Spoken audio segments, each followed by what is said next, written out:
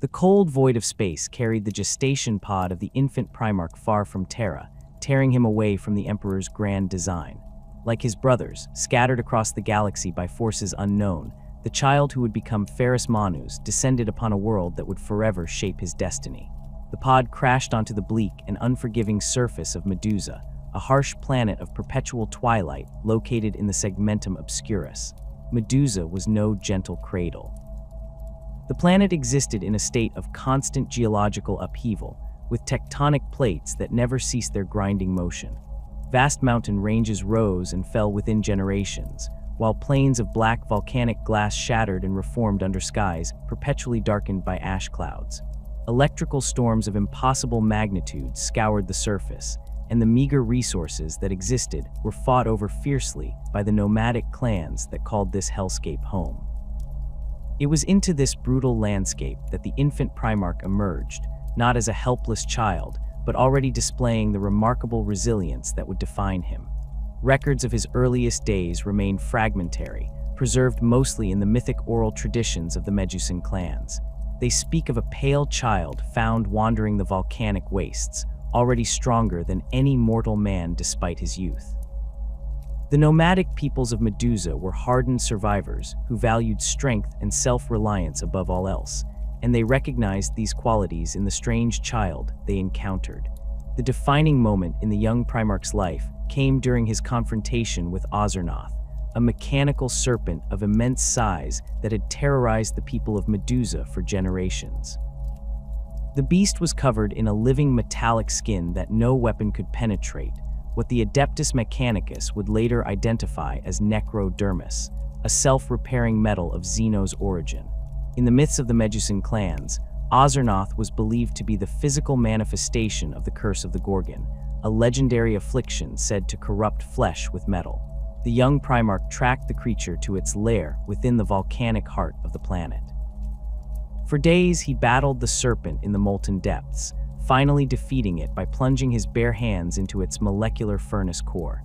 The heat was so intense that it should have vaporized his flesh, but instead, the molten metal of the creature flowed over his arms, bonding with his skin and muscle to create the living metal hands that would become his most recognizable feature. When he emerged from the depths, his hands were encased in a silvery metal that moved and functioned as flesh, but possessed the strength and durability of the finest steel.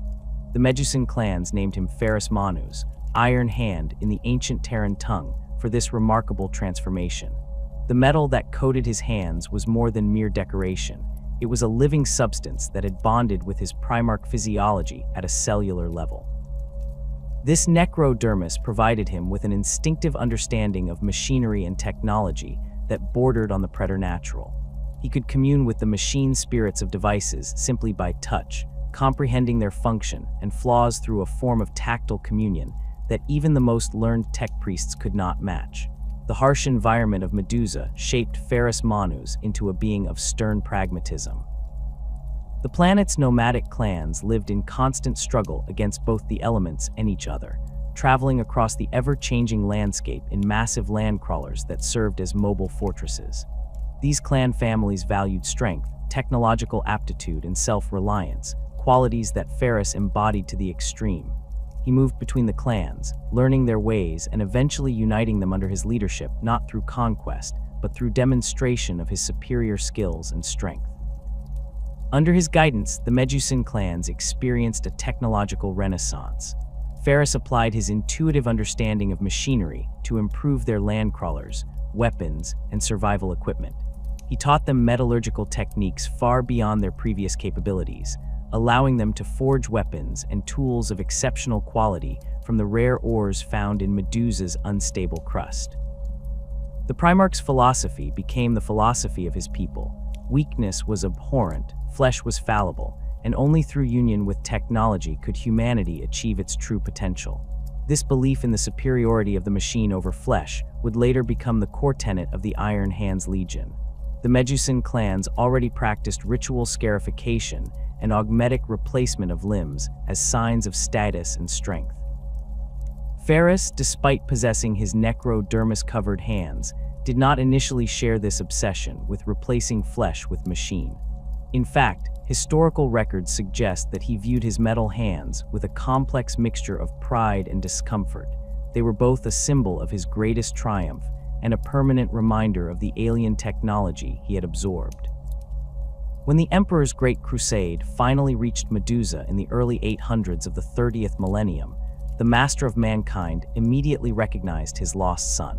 Their reunion was not recorded in detail, but fragmentary accounts suggest a meeting of equals rather than a subjugation. The Emperor, in his infinite wisdom, saw in Ferrus Manus a kindred spirit, a creator, a forger, a being who understood that humanity's path forward lay in mastering technology rather than fearing it. The Emperor explained to Ferrus his true nature as a Primarch, his purpose in the grand design of unifying humanity, and the existence of his gene sons, the 10th Legion of the Legions Astartes, created from his genetic template. Ferrus accepted his role with characteristic pragmatism, seeing in the Emperor's vision of a united human empire a logical extension of what he had accomplished on Medusa. Upon taking command of the 10th Legion, Ferrus found warriors who already embodied many of the traits he valued. The original recruits had been drawn primarily from the techno-barbarians of old Earth's Asiatic regions, warriors who had already embraced augmetic enhancement and displayed a natural affinity for technology. Under his leadership, the Legion was officially named the Iron Hands, though they had already informally adopted this title in honor of their Gene Father's distinctive feature. Ferrus immediately set about reshaping the Legion in his image. He instituted a meritocratic system where advancement came solely through proven ability and strength. Weakness in any form was not tolerated. The Iron Hands adopted the traditions of the Medusan clans, including the practice of dividing into clan companies, each led by a captain who held the title of Iron Father, a combination of Space Marine captain and Tech Marine who served as both military leader and spiritual guide. The early Great Crusade saw the Iron Hands quickly establish themselves as siege specialists and void warfare experts. Their campaigns were characterized by methodical precision and overwhelming force. Ferrus Manus led from the front, his tactical acumen matched only by his personal combat prowess. Where some Primarchs sought elegant solutions or aimed for minimal casualties, Ferrus believed in the direct approach: identify the objective, apply overwhelming force, and eliminate any obstacle with ruthless efficiency. This philosophy occasionally put him at odds with some of his brothers. Ferrus formed close bonds with Fulgrim of the Emperor's Children and Vulcan of the Salamanders, both fellow craftsmen who appreciated his technical genius. His relationship with Fulgrim was particularly close, their contrasting personalities, Ferrus' blunt pragmatism against Fulgrim's artistic perfectionism, creating a dynamic of friendly rivalry and mutual respect that drove both to greater achievements. With others, like Guilliman of the Ultramarines, relations were more strained, their fundamentally different approaches to warfare creating friction during joint operations. As the Great Crusade progressed, a troubling aspect of the Iron Hands philosophy began to emerge. The Legion's belief in the weakness of flesh and the strength of the machine gradually evolved from a practical consideration into something approaching religious dogma. Legionaries increasingly sought to replace their organic components with augmetics, not out of necessity, but as a path to perceived perfection. Ferrus himself maintained a complex relationship with this practice.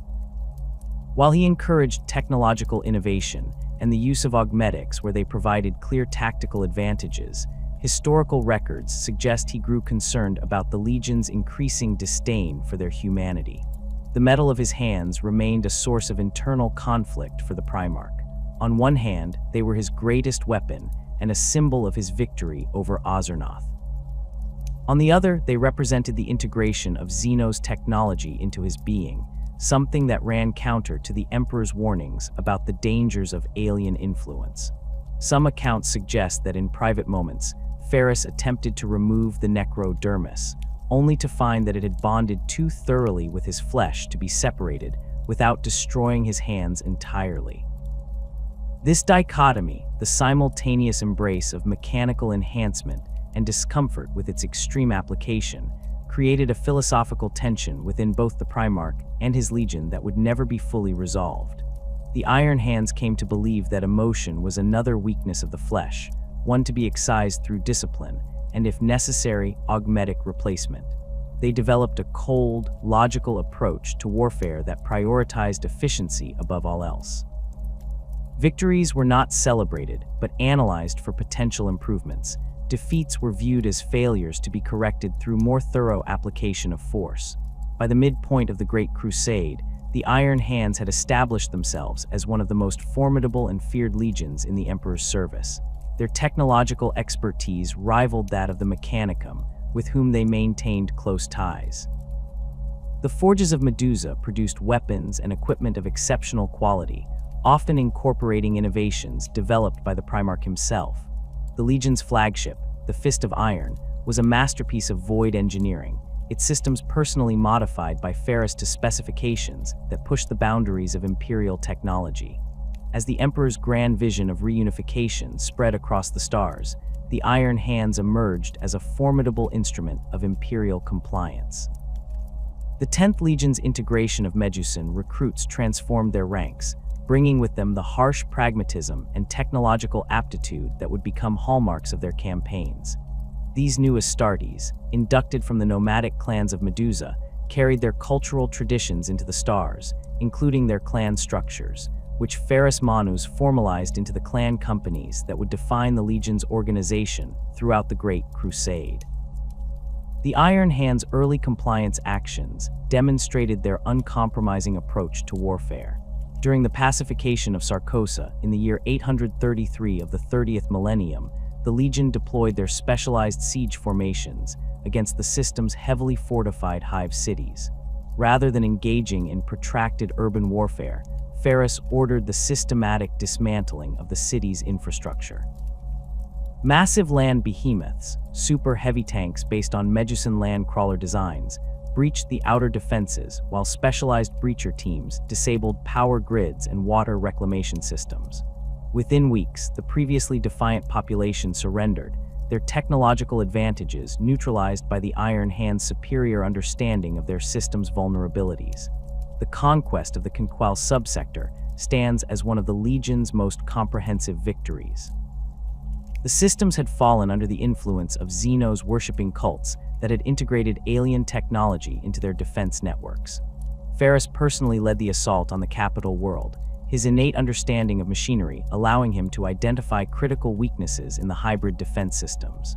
The campaign culminated in the Battle of Conqual Prime, where the Primarch dueled and defeated the subsector's ruler, a tech priest who had augmented himself with prohibited Xeno's artifacts. After his victory, Ferrus ordered all alien technology destroyed and implemented strict compliance protocols that emphasized technological purity. Perhaps the most impressive demonstration of the Iron Hands' military prowess came during the Gardenal Compliance. The Gardenal Hegemony, a confederation of technologically advanced human worlds, had rejected Imperial authority and constructed a formidable defensive network around their core systems. Initial attacks by other Imperial forces had been repelled with heavy losses.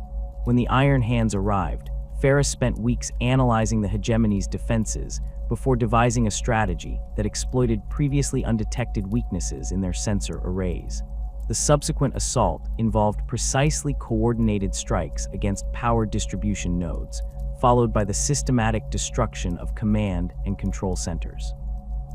What Imperial strategists had predicted would be a years-long campaign was concluded in less than 3 months, with minimal Iron Hands casualties. The Legion's relationship with the Mechanicum of Mars flourished during these years. While other legions maintained formal alliances with the priesthood of Mars, the Iron Hands developed a unique partnership based on shared technological philosophy.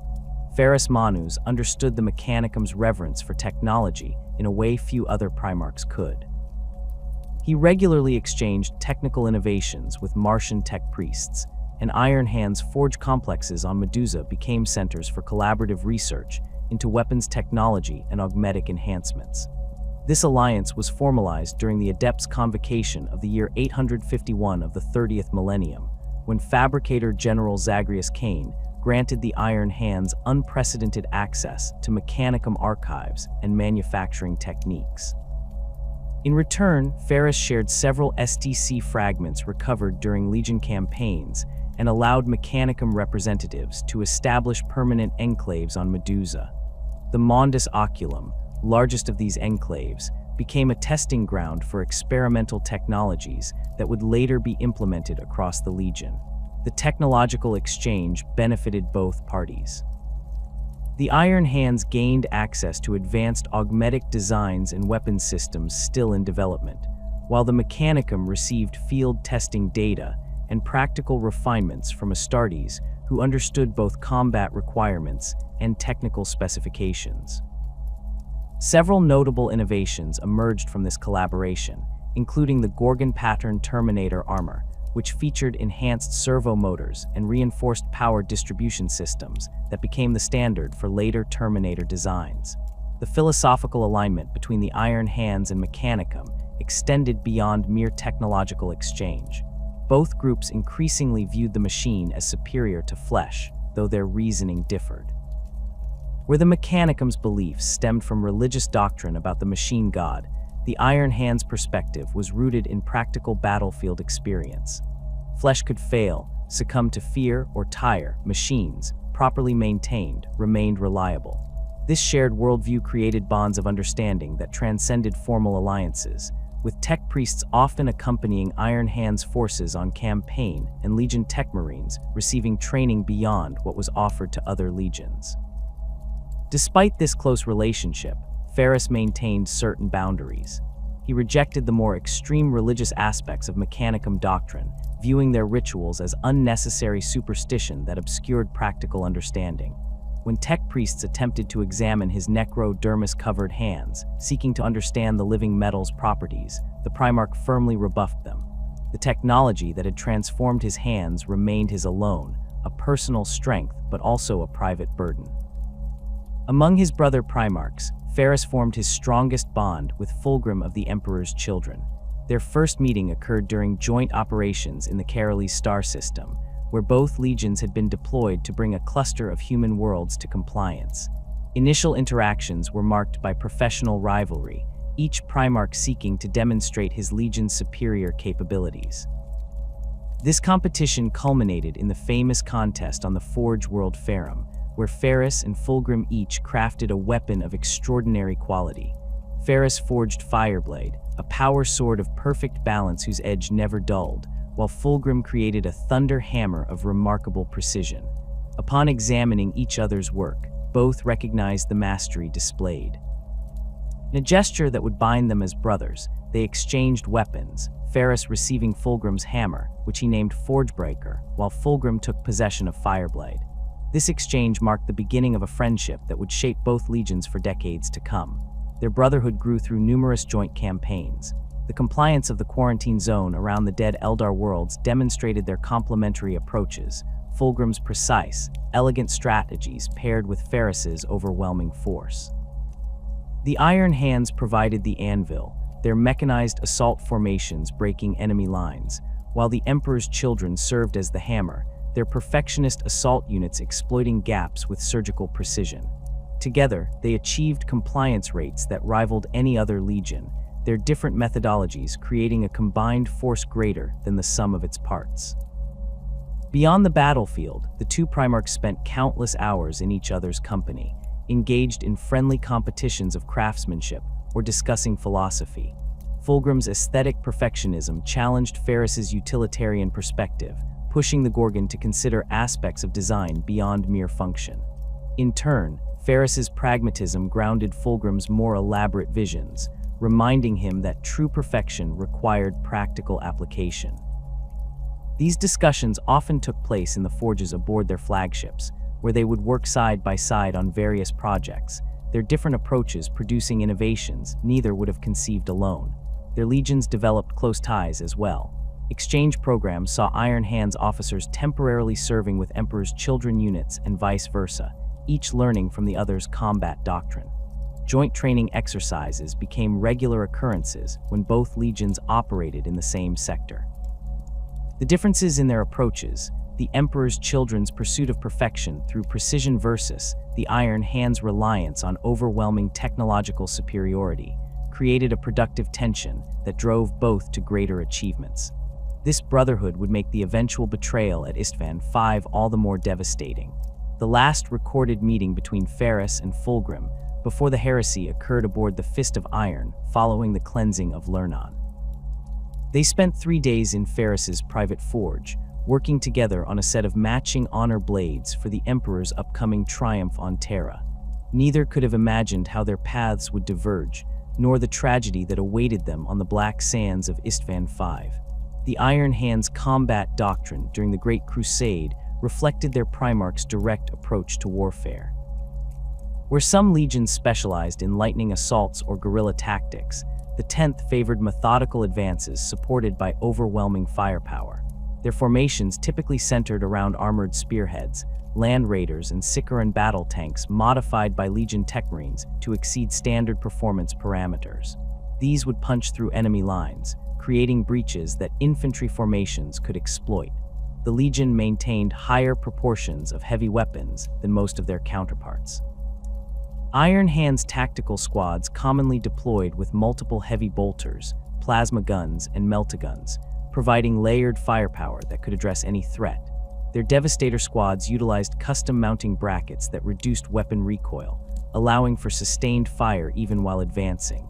This emphasis on firepower extended to their dreadnoughts, which were revered as the ultimate union of Astartes and machine rather than walking sarcophagi for the wounded as in other legions.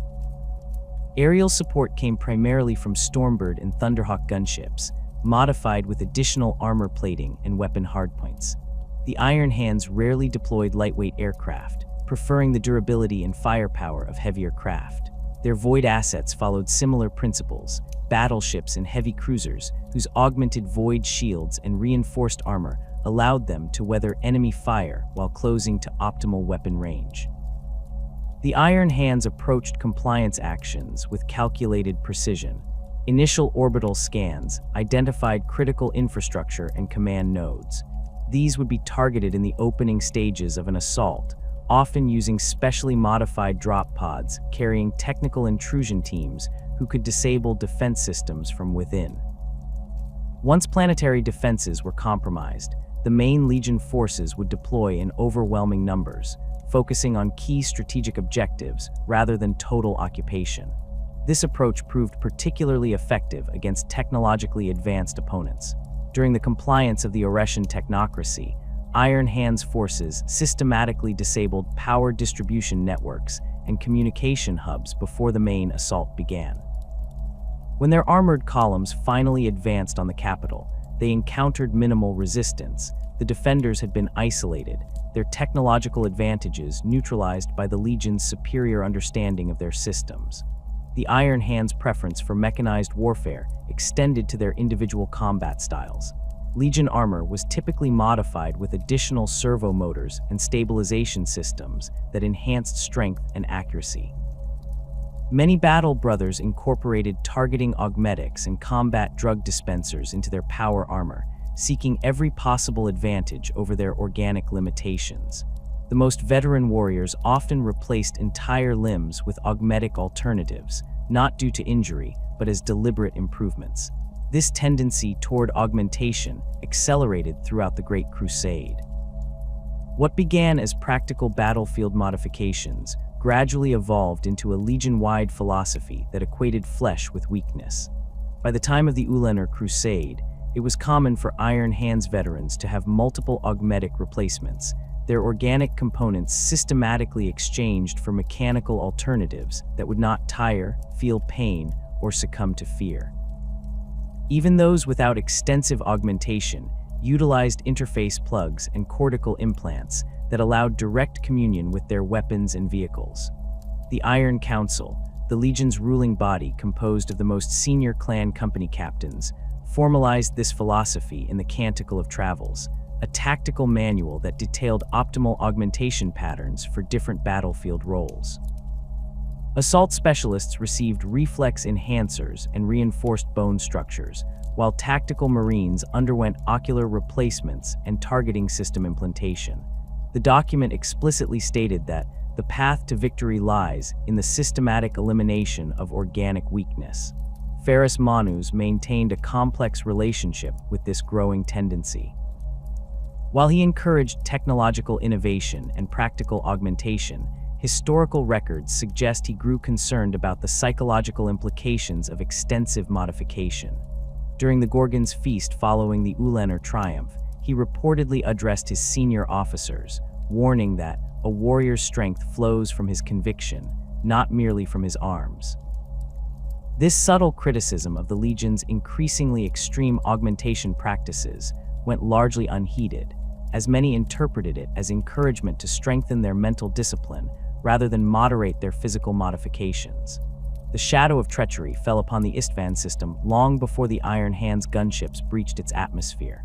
Following the virus bombing of Istvan III and the purging of loyalist elements within the traitor legions, word reached Terra of Horus's betrayal. The Emperor dispatched 7 legions to crush the rebellion, with the Iron Hands, Raven Guard, and Salamanders forming the first wave.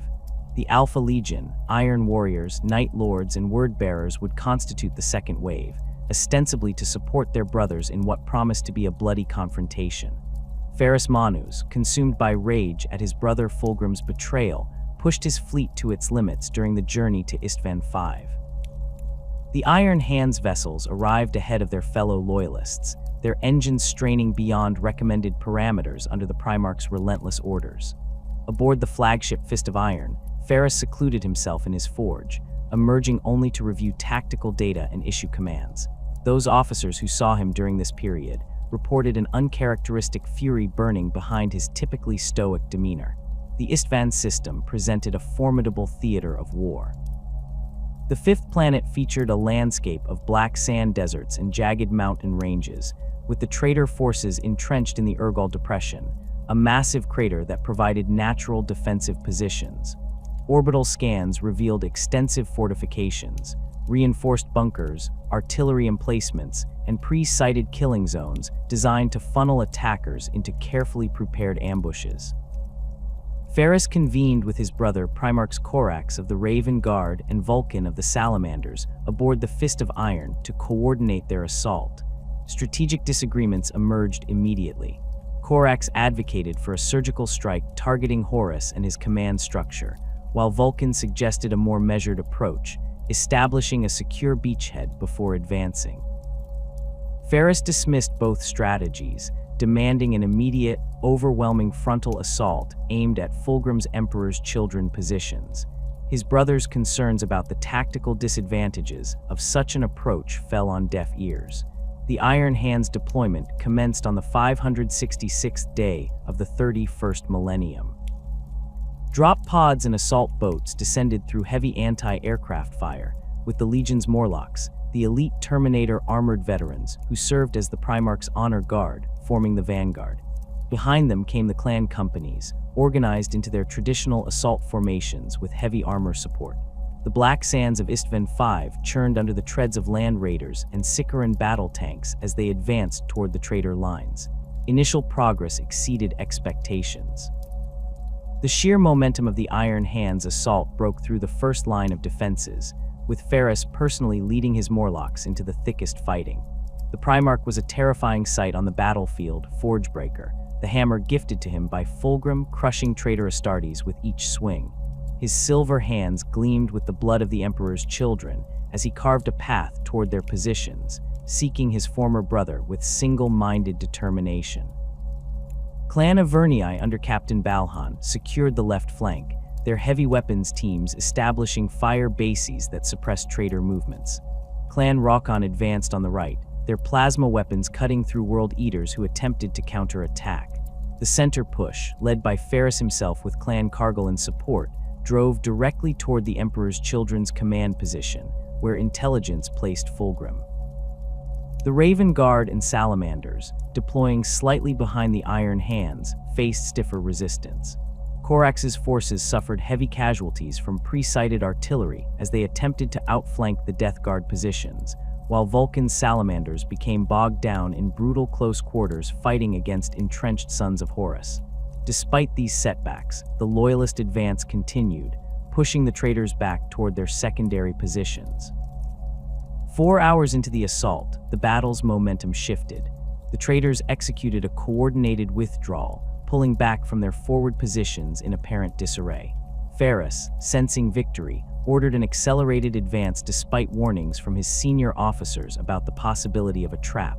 The Iron Hands pushed forward, separating from the more cautious Salamanders and Raven Guard who were still consolidating their gains. This separation proved catastrophic when Ferrus finally encountered Fulgrim near the central command bunker of the traitor forces. The Phoenician stood waiting, his once perfect features now touched by the first hints of chaotic corruption. Around him gathered his Phoenix Guard, their armor adorned with disturbing trophies from fallen loyalists. The two Primarchs faced each other across a field littered with the dead and dying of both their legions. Their confrontation began with words rather than weapons, Fulgrim attempting to sway Ferrus to the War Master's cause. He spoke of the Emperor's supposed betrayal, of the powers that had opened his eyes to new possibilities beyond the rigid constraints of imperial truth. Ferrus responded with cold fury, denouncing his former brother as a traitor and demanding the return of Fireblade, the sword he had crafted and given to Fulgrim as a token of their brotherhood. What followed was a duel of mythic proportion. Two demigods, once the closest of brothers, now locked in mortal combat. Ferrus attacked with Forgebreaker, each swing carrying enough force to shatter ceramite and bone. Fulgrim wielded a strange blade that seemed to drink light rather than reflect it. The demon sword Fireblade had become after its corruption. The two Primarchs fought with skill born from centuries of warfare, each knowing the other's techniques intimately from countless training bouts and friendly competitions. Initially, Ferrus's raw power and righteous anger gave him the advantage. A crushing blow from Forgebreaker shattered Fulgrim's breastplate, driving the Phoenician to his knees.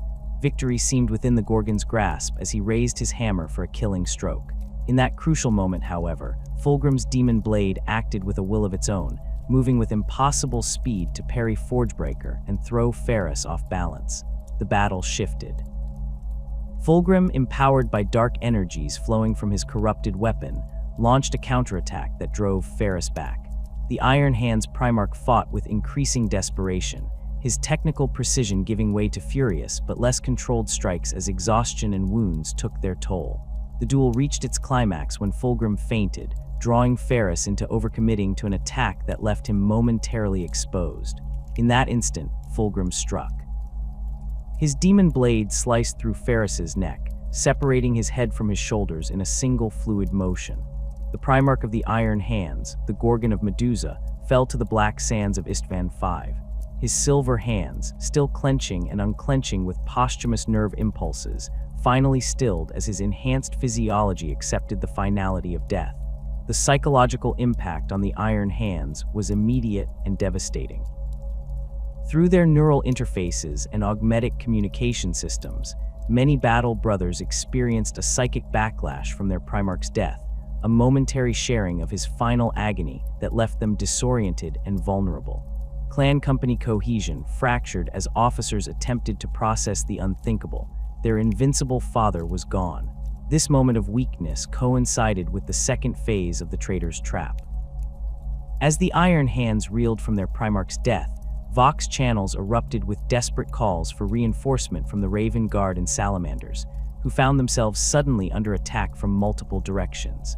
The 4 legions of the Second Wave, the Alpha Legion, Iron Warriors, Night Lords, and Word Bearers, had revealed their true allegiance, turning their guns on the loyalists they had been sent to support. The drop site massacre had begun in earnest. Caught between the original traitor forces to their front and the revealed traitors to their rear, the loyalist legions faced annihilation. For the Iron Hands, already staggered by the loss of Ferrus Manus, the situation quickly became untenable. Their organized advance collapsed into isolated pockets of resistance as traitor forces closed in from all sides. The Iron Council, the Legion's senior command structure, attempted to coordinate a fighting withdrawal.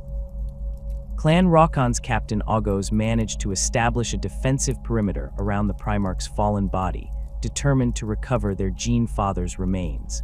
For nearly an hour, they held against waves of Emperor's children and newly revealed Word Bearers, their ammunition dwindling and casualties mounting with each assault. Their sacrifice proved futile. Fulgrim himself returned to the site, accompanied by a full company of his Palatine blades. The remaining Iron Hand's defenders were overwhelmed, and Ferrus Manus's head was taken as a trophy by his former brother. The body, still clad in its distinctive artificer armor with the silver hands that gave the legion its name, disappeared in the confusion of battle, its fate remaining one of the enduring mysteries of the heresy. Across the battlefield, similar scenes of desperate last stands unfolded. Clan Avernai's remnants commandeered a damaged land raider, using its remaining weapons to cover the retreat of wounded battle brothers, until traitor Sicaran tanks surrounded and destroyed it. Clan Cargill's Terminators formed a living shield around their surviving tech marines, fighting to the last man to protect the gene seed they carried, the legacy of their legion that must survive even if they did not. The most organized resistance came from Clan Morrigal under Iron Father Christos, who managed to secure a landing zone for several Thunderhawk gunships. These craft, braving intense anti-aircraft fire, extracted approximately 200 Iron Hands, a pitiful remnant of the thousands who had made the initial landing. Similar desperate evacuations saved small contingents of Raven Guard and Salamanders, though their Primarch's fates remained uncertain amid the chaos. The survivors' escape from the Istvan system proved nearly as harrowing as the battle itself. Trader vessels had established a blockade, targeting any loyalist ships attempting to reach the Manville Point for warp translation. The Iron Hand's heavy cruiser Sisypheum, commanded by Battle Captain Ulrich Branthen, led a breakout action that created a narrow corridor through which smaller vessels could escape. The cruiser itself sustained catastrophic damage, but managed to limp away from the system, with engines failing and life support systems operating on emergency power. As the scattered survivors regrouped in the days following the massacre, the full extent of the catastrophe became clear. The Iron Hands Legion had effectively ceased to exist as a coherent fighting force. From a strength of approximately 113,000 Astartes at the outset of the campaign, fewer than 5,000 were confirmed to have escaped Istvan V. The Legion's command structure had been decapitated, with all but one of the clan captains confirmed dead or missing. Beyond the devastating numerical losses, the psychological trauma inflicted on the survivors would fundamentally alter the Legion's character. The death of Ferrus Manus at Fulgrim's hands became the defining moment in their history, a wound in their collective psyche that would never truly heal. Their Primarch, who had embodied strength and indomitability, had been defeated. The brotherhood he had shared with Fulgrim, once the embodiment of the Great Crusade's ideals, had been perverted into the most profound betrayal. In the aftermath, the Iron Hand's existing philosophical tendencies calcified into dogma. Where they had previously viewed augmetic enhancement as a practical advantage, they now embraced it as the only path to strength. Flesh had failed their Primarch. Only the machine could be trusted. Emotion, particularly the rage and grief that threatened to consume them, became viewed as weakness to be excised through cybernetic replacement of brain tissue and extensive use of emotion-suppressant implants. In the aftermath of the drop site massacre, the surviving Iron Hands retreated to their fortress monastery on Medusa. Their numbers decimated, their Primarch slain, they carried with them not just physical wounds, but a psychological trauma that would fundamentally reshape their legion's identity. The death of Ferrus Manus became the catalyst for the Iron Hand's most defining characteristic, their absolute rejection of flesh and embrace of the machine. The Iron Hands had always valued technological augmentation, but what had begun as practical enhancement evolved into theological doctrine following Istvan V. Iron Father Cardan Stronos, one of the few senior officers to survive the massacre, gathered the remaining clan representatives in the Chamber of Shadows beneath the Felgaithi Mountains. There, surrounded by the ancient forges of their slain Primarch, they codified what would become known as the doctrine of the flesh is weak. This doctrine held that Ferrus Manus had fallen because flesh, even Primarch flesh, was inherently flawed. Only through the complete replacement of organic components with mechanical alternatives could true strength be achieved. The irony that Ferrus himself had maintained a complex and often critical view of excessive augmentation was either forgotten or deliberately ignored. In their grief, the Iron Hands reimagined their Primarch as the perfect embodiment of their new creed, selectively interpreting his teachings to support their increasingly extreme position. The physiological process of bionic augmentation within the Iron Hands underwent significant evolution following the heresy. What had once been a practical response to battlefield injuries became a ritualized progression, marking an Astartes advancement through the ranks. Neophytes, upon their ascension to full battle brother status, underwent their first voluntary augmentation, typically the replacement of the left hand with an augmetic prosthesis in symbolic echo of their Primarch's silver hands. These initial modifications were relatively straightforward, focusing on enhanced strength and durability. As an Iron Hand progressed in experience and rank, more extensive augmentations followed. Veterans commonly replaced entire limbs, sections of their skull, and portions of their internal organs with mechanical alternatives. The most senior Iron Fathers might retain as little as 25% of their original organic matter, their bodies housing complex systems of servo motors, pneumatic pistons, and neural interfaces that far exceeded the capabilities of their discarded flesh. The technical sophistication of these augmentations reflected the Iron Hand's close relationship with the Adeptus Mechanicus. Standard Astartes implants were modified with additional machine components, creating hybrid systems that blurred the line between transhuman biology and pure technology.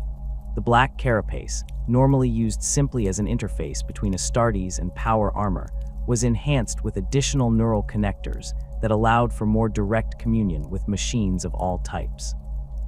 These augmentations served practical battlefield purposes.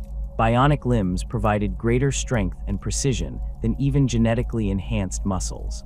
Augmetic eyes incorporated targeting systems and spectral analyzers that could penetrate smoke and darkness. Respiratory systems were supplemented with filtration units capable of processing toxins that would overcome standard Astartes physiology.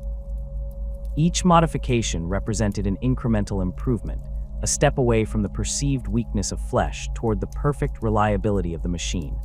Beyond these physical enhancements, the Iron Hands developed increasingly sophisticated cortical implants designed to suppress emotional responses. The blessing of iron, as these neural augmentations were called, dampened feelings of fear, doubt, and compassion, emotions the Iron Hands had come to view as dangerous weaknesses. Senior battle brothers often had emotional centers of their brains partially replaced with logic engines that processed tactical information without the contamination of human feeling. The psychological underpinnings of this practice were complex. At their core, the Iron Hands harbored a profound self-loathing for their organic components, a hatred born from the trauma of the drop site massacre.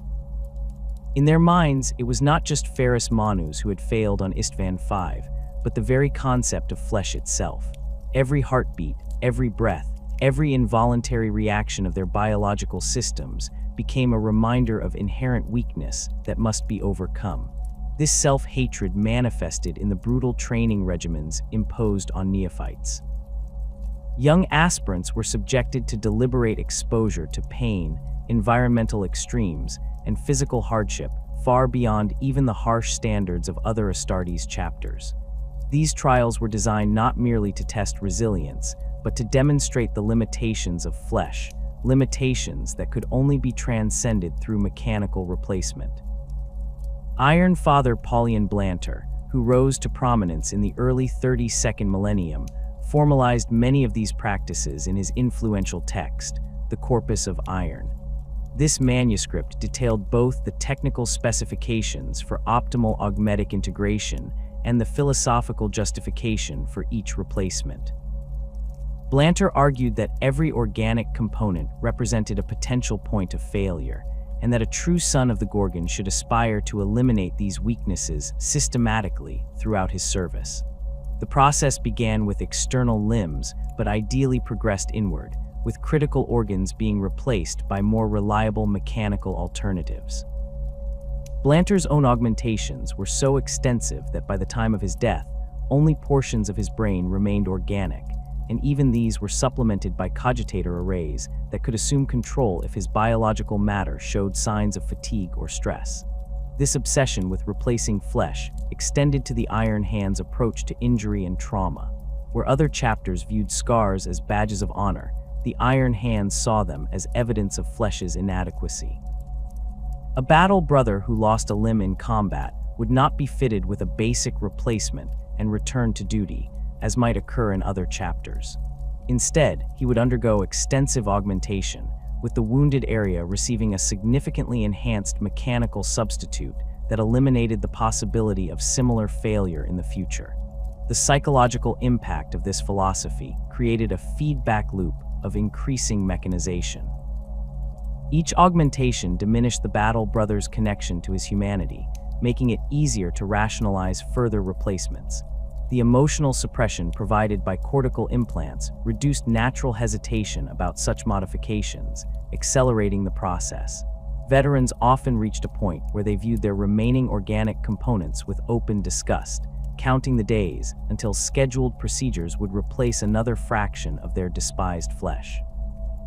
This pattern of self-loathing found its most extreme expression in the Cult of the Gorgon, an inner circle within the chapter that emerged during the early 32nd millennium. This secretive group, composed primarily of senior Iron Fathers, pursued the complete elimination of organic components, the theoretical point at which an Astartes would transcend the limitations of humanity entirely and become a perfect union of space marine conditioning and machine precision. While never achieving this goal completely, members of the cult underwent such extensive modification that they barely resembled humans. Their bodies became walking shrines to the Omnissiah, more akin to specialized dreadnoughts than traditional Astartes. The most devoted replaced their vocal cords with vox grills that stripped all emotion from their speech, modified their facial structures to eliminate expressive muscles, and installed mechanical systems that automatically regulated their remaining biological functions without conscious input. The trauma of the drop site massacre served as the catalyst for this extreme philosophy. Survivors of Istvan V carried the memory of their Primarch's death not just in their minds, but in their modified flesh. Many installed memorial circuits, augmetic components containing data engrams of the massacre that continuously fed tactical analyses of the battle into their consciousness. These circuits ensured they would never forget the lesson of that day. Flesh had failed, and only through its replacement could they avoid a similar fate. Iron Father Karas, one of the few Morlocks to escape Istvan, exemplified this approach. His augmetic systems included a specialized cortical implant that continuously replayed the final moments of Ferrus Manus's duel with Fulgrim, analyzed from multiple angles to identify precisely how flesh had failed their Primarch. This constant reminder drove Karas to replace virtually all his organic components over his 3-century service, until only a fraction of his original brain matter remained. When finally interred in a dreadnought after sustaining catastrophic damage during the siege of Hammerschlag, Karas reportedly welcomed the transition as the culmination of his journey away from flawed biology. The most visible manifestation of the Iron Hand's philosophy appeared in their distinctive appearance. By the mid-32nd millennium, it became standard practice for battle brothers to leave their augmetics exposed rather than covering them with synthetic skin or armor plates. This deliberate display served multiple purposes. It demonstrated the individual's progression toward mechanical perfection, intimidated enemies with visible evidence of the chapter's inhuman nature, and reminded the battle brother himself of his ongoing journey away from flesh. Senior officers took this practice further, incorporating elaborate mechanical systems into their visible augmentations.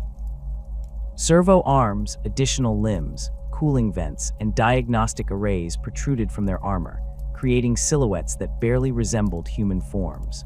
These modifications weren't merely functional, but served as statements of rank and accomplishment, physical manifestations of the Iron Hand's dedication to the chapter's core philosophy. The evolution of the Iron Hand's beliefs following the heresy represented a radical departure from their Primarch's original vision. Historical records and personal accounts suggest that Ferrus Manus maintained a nuanced view of mechanical augmentation, seeing it as a useful tool rather than an end in itself. He valued strength and resilience, but recognized that these qualities stemmed from will and character as much as physical form. His own silver hands, while powerful weapons, were sources of private discomfort, reminders of Xeno's technology that had become part of him against his will. This complexity was lost in the psychological aftermath of Istvan V.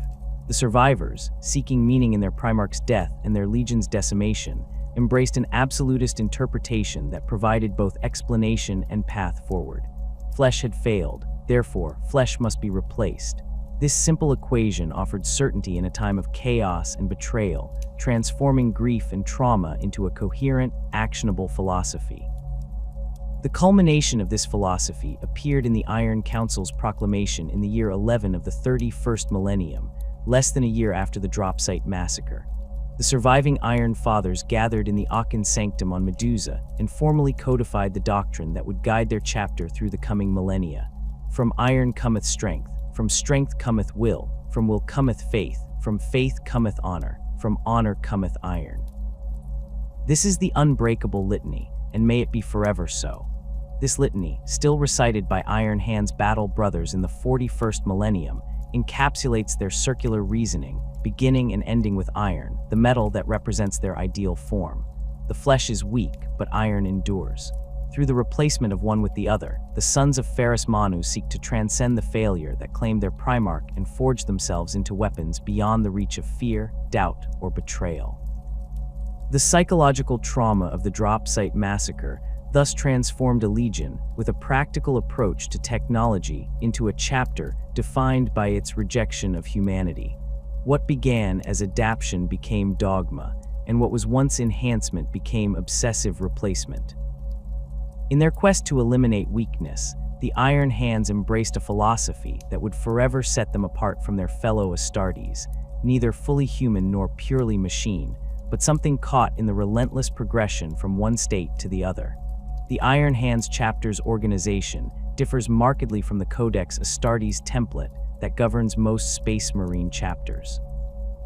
While Robute Guilliman's tactical treatise divides chapters into 10 companies with specialized roles, the Iron Hands maintain a structure rooted in ancient Medusan culture, the clan system. This organization predates even the Great Crusade, emerging from the nomadic tribes that wandered Medusa's unstable surface long before the Imperium reached its shores.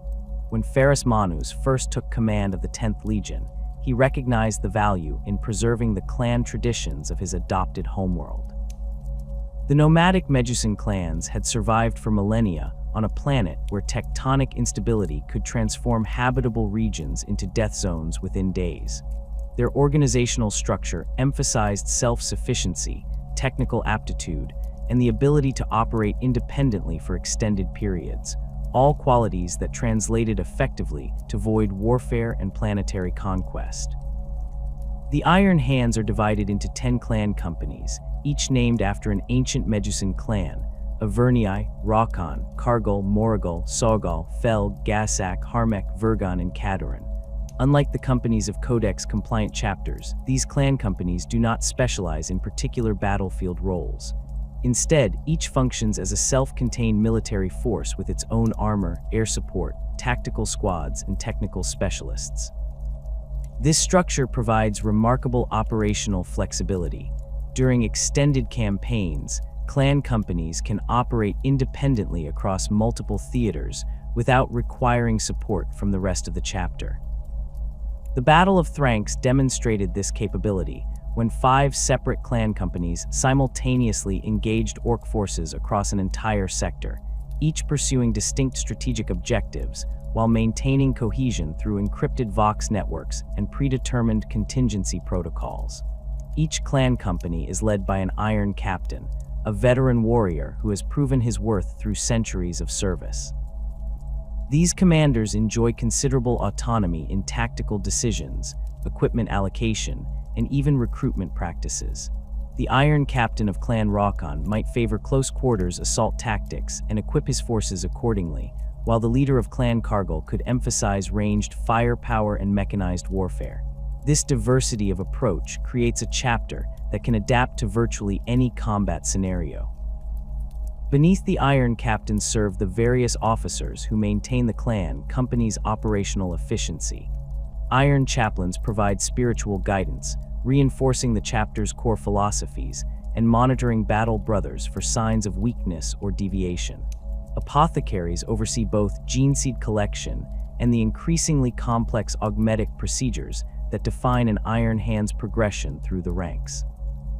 Tech Marines, more numerous in the Iron Hands than in most chapters, maintain the extensive array of vehicles, weapons, and bionic enhancements upon which the chapter relies. The rank and file battle brothers are organized into tactical squads of variable size, typically ranging from 5 to 10 Astartes, depending on mission parameters. Unlike the rigid squad structures found in Codex chapters, these units frequently reconfigure based on operational needs. A squad might deploy as close combat specialists for one mission, then reconfigure with heavy weapons for their next assignment. This flexibility extends to equipment loadouts, with individual battle brothers maintaining proficiency with multiple weapon systems rather than specializing in a single combat role. Overseeing the entire chapter is the Iron Council, a governing body composed of the chapter's most senior Iron Fathers. The Iron Council represents the true power within the chapter, making decisions that affect everything from strategic deployments to doctrinal interpretations. Unlike the chapter masters of other legions, the Iron Council operates as a collective leadership, with decisions made through consensus rather than individual authority.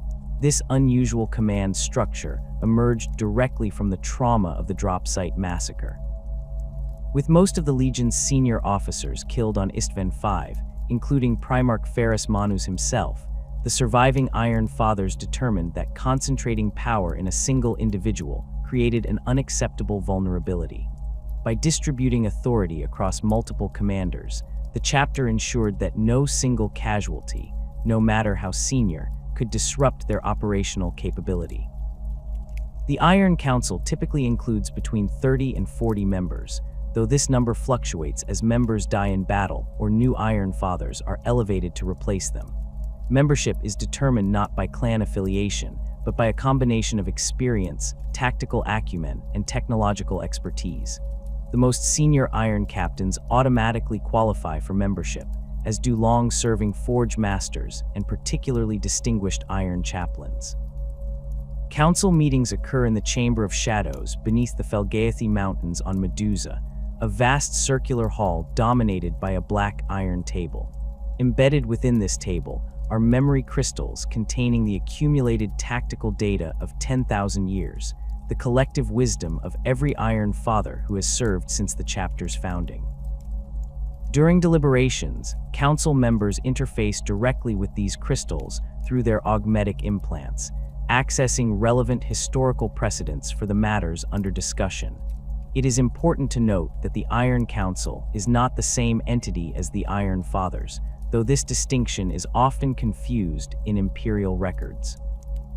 The Iron Fathers constitute a rank within the chapter, senior battle brothers who combine the roles of chaplain and tech marine, providing both spiritual and technological guidance to their clan brothers. The Iron Council, by contrast, is the governing body composed of the most senior among these Iron Fathers, along with other high-ranking officers. This misunderstanding appears in numerous imperial documents, including several administratum census records that incorrectly list the Iron Fathers as the chapter's ruling body. The error likely stems from the unusual nature of the Iron Hand's command structure compared to Codex-compliant chapters, where authority flows clearly from chapter master to company captains. The distributed leadership model of the Iron Council has few parallels among the Adeptus Astartes, making it difficult for outside observers to accurately document.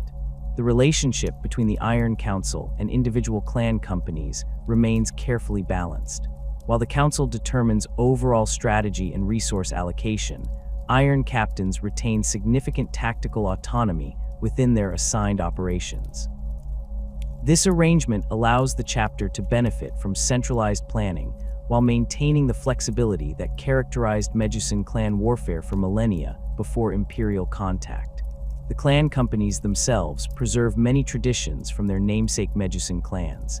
Each maintains distinct heraldry, battle cries, and combat doctrines derived from their ancient forebears. Clan Avernii, for instance, displays a stylized mountain peak on their clan badge, referencing the volcanic highlands where their namesake clan once established their primary settlement. Their battle doctrine emphasizes high ground advantage and artillery superiority, mirroring the tactics that allowed the original Avernii clan to defend their mountain fortresses against rival nomads. Similarly, Clan Rokon incorporates imagery of Medusa's iron storms in their heraldry, swirling patterns of metallic gray that represent the planet's lethal electromagnetic tempests. Their combat approach favors rapid assault under cover of overwhelming firepower, reminiscent of how Medusan clan raiders would strike during storm seasons when visibility was reduced and enemy sensors compromised. These distinctive traditions extend to initiation rites, equipment modification practices, and even augmetic preferences. Battle Brothers of Clan Cargill typically receive enhanced ocular implants as their first augmentation, reflecting their clan's historical emphasis on marksmanship, while Clan Morrigal initiates begin with reinforced skeletal structures that improve close combat capabilities. Despite these variations, all clan companies adhere to the chapter's core philosophies regarding the weakness of flesh and the superiority of the machine. The differences between clans represent tactical diversity rather than ideological divergence, different approaches to implementing the same fundamental principles that have guided the Iron Hands since the aftermath of the Drop Site Massacre. One of the most significant clan traditions preserved from ancient Medusa is the practice of clan championships, ritualized competitions that determine hierarchy within the chapter. These events occur at irregular intervals, typically following major campaigns or significant losses that necessitate reorganization of command structures. During these championships, representatives from each clan company compete in a series of trials designed to test every aspect of an Astartes' capabilities. The trials vary from championship to championship, but typically include tests of marksmanship, close combat prowess, tactical analysis, technical expertise, and endurance. Unlike the gladiatorial contests of chapters like the Blood Angels or Space Wolves, Iron Hands championships emphasize practical battlefield skills rather than ceremonial combat. A competitor might be required to repair a damaged Predator tank under simulated combat conditions, then immediately use that vehicle to complete a tactical objective against automated defenses. Performance in these championships determines not only individual status, but also the prestige of entire clan companies. The clan whose representatives perform best gains priority in resource allocation, choice deployment zones in upcoming campaigns, and additional representation in strategic planning sessions. This system creates a constantly shifting hierarchy that prevents any single clan from dominating chapter politics for extended periods. The Iron Council carefully monitors these championships, using the results to identify promising officers for advancement in areas where training protocols require adjustment. The data collected during competitions feeds directly into the chapter's tactical databases, ensuring that the Iron Hands combat doctrine evolves continuously based on demonstrated performance rather than theoretical models. When the High Lords of Terra imposed the Codex Astartes upon the Space Marine legions following the Horus Heresy, the Iron Hands found themselves in a difficult position. Their clan structure differed significantly from Guilliman's prescribed organization, yet outright defiance risked conflict with the newly established Imperium they had sacrificed so much to preserve. The solution emerged through careful adaptation rather than abandonment of tradition. The Iron Hands nominally accepted the Codex's limitation of 1,000 battle brothers per chapter, dividing their forces into 10 clan companies that superficially resembled the companies prescribed by Guilliman. However, they maintained their clan identities, traditional command structures, and distributed leadership model through the Iron Council. This compromise allowed the chapter to preserve the cultural heritage of Medusa while technically complying with Imperial mandates. Each clan company incorporated elements of Codex tactical organization, including the use of standardized squad markings and battlefield roles, but adapted these elements to fit within their clan traditions rather than replacing those traditions entirely. The Iron Hands' relationship with the Codex Astartes remains pragmatic rather than dogmatic. They view Guilliman's work as a useful tactical reference, but not an inviolable template. Where codex prescriptions align with their combat philosophy, they incorporate them. Where they conflict with proven clan methodologies, they quietly maintain their traditional approaches. This selective implementation has occasionally created tension with more rigidly codex-compliant chapters, particularly the Ultramarines, but the Iron Hand's combat effectiveness has generally insulated them from serious censure. The clan structure provides significant advantages in prolonged campaigns where conventional supply lines may be unreliable. Each clan company maintains its own forge, a mobile technical facility capable of manufacturing ammunition, repairing vehicles, and performing the augmetic surgeries central to Iron Hand's culture. These forges, typically housed aboard dedicated transport vessels or in fortified ground installations, ensure that Iron Hand's forces can operate independently for years if necessary. During the Damocles Gulf Crusade, Clan Rokon operated without external resupply for nearly 3 years while conducting operations against Tau expansion forces. Their forge complex, established in an asteroid field at the edge of the Phaethon system, processed local materials into replacement parts, ammunition, and even entire vehicles to replace battlefield losses. This self-sufficiency represents one of the most significant tactical advantages of the clan system compared to more rigidly structured chapters. The clan structure also preserves crucial aspects of Medusan culture that might otherwise have been lost following the implementation of the Codex Astartes. The nomadic traditions, technical expertise, and harsh pragmatism that define life on Medusa continue to influence chapter operations 10 millennia after the heresy. Iron Hand's battle brothers still learn the ancient clan dialects of their homeworld, study traditional Medusan metallurgical techniques, and practice survival methods developed by their ancestors for enduring the planet's deadly environment. This cultural preservation serves both practical and psychological purposes. The technical knowledge accumulated by Medusan clans over millennia of survival on their unforgiving homeworld provides valuable insights not contained in standard Mechanicus templates. Meanwhile, the shared cultural identity strengthens bonds between battle brothers, creating cohesion that helps offset the emotional distancing caused by their extensive augmetic modifications.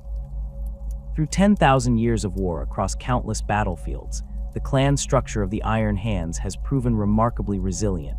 While other chapters have modified or abandoned their traditional organizations in response to changing circumstances, the Sons of Ferrus Manus maintain the same basic framework that served them during the Great Crusade. This continuity speaks to both the practical effectiveness of the clan system and its importance to the chapter's identity in the absence of their Primarch. The relationship between the Iron Hands and the Adeptus Mechanicus transcends mere alliance. While all Space Marine chapters maintain ties with the priesthood of Mars through their Tech Marines, the Sons of Ferrus Manus share a deeper connection, one forged in the crucible of shared philosophy and tempered through millennia of collaboration. This bond began during the Great Crusade when Ferrus himself recognized the natural affinity between Medusan pragmatism and Martian technological reverence. The Iron Hands Fortress Monastery on Medusa, known as the Iron Tower, stands as physical testament to this relationship. Unlike the fortifications of other chapters, the Iron Tower incorporates distinctive Mechanicus architectural elements, massive cogwheel motifs, binary inscriptions, and electu circuits embedded within its very walls. These features weren't added as decorative afterthoughts, but integrated into the original construction, designed by a collaborative team of Iron Hands Tech Marines and Martian Magi during the early 31st millennium. Within the Iron Tower's depths lies the Forge Eternal, a technological marvel that rivals lesser Mechanicus manufacturing facilities. Here, Iron Hands battle brothers work alongside tech priests to produce the specialized equipment and augmetics that define the chapter. The Forge operates under unusual protocols that blend Astartes efficiency with Mechanicum ritual, a hybrid approach that occasionally raises eyebrows among more orthodox tech priests, but produces results that neither organization could achieve independently. This collaboration extends far beyond Medusa. Throughout Imperial history, joint operations between Iron Hands and Mechanicus forces have achieved remarkable victories against threats that targeted humanity's technological heritage. The defense of Ghoulrite Hive in the 32nd millennium stands as one of the earliest examples. When Dark Mechanicum forces from the Eye of Terror launched a raid against this forge world in the Segmentum Obscurus, Clan Rokon responded within hours of the Mechanicus distress call. The battle unfolded across the Hive's manufacturing districts, with Iron Hands Terminators fighting alongside Skitarii cohorts to protect irreplaceable STC fragments housed in the central data vaults. Iron Captain Darmos coordinated directly with Archmagos Veneratus Kepra, their augmetic interfaces allowing unprecedented tactical integration between Astartes and Mechanicus forces. When the Dark Mechanicum deployed corrupted titans against the defenders, Iron Hands Land Raiders conducted precision strikes against vulnerable knee actuators, immobilizing the war machines long enough for Mechanicus Ordinatus engines to deliver killing blows. The aftermath of this victory established operational templates that would govern future collaborations. Iron Father Cardan Stronos and Archmagos Kepra formalized protocols for integrated command structures, shared intelligence networks, and technical standardization that allowed their respective forces to function as a single military entity rather than allied but separate armies. These protocols, known as the Ghoulrite Accords, remain in effect more than 8,000 years later. The Moiri Schism of the 35th millennium tested the relationship between Mars and Medusa as never before. When tech priests of the Forge World Moiri began circulating doctrines that blended Mechanicus theology with apocalyptic prophecy, the resulting ideological conflict spread throughout the Adeptus Mechanicus. The Iron Hands, with their close ties to Mars, found themselves unavoidably drawn into the dispute. The Moiri techno-theological doctrine held that the God Emperor and the Omnissiah were the same entity, and that the future could be divined through analysis of fluctuations in the Astronomicon. This interpretation gained traction among some Iron Hands, particularly within Clan Morrigal, whose Iron Captain had studied extensively on Moiri before the schism erupted. As the conflict intensified, battle brothers who embraced Moiri doctrines found themselves at odds with those who maintained traditional Mechanicus beliefs. For a chapter still bearing the psychological scars of the Horus Heresy, this internal division created dangerous instability.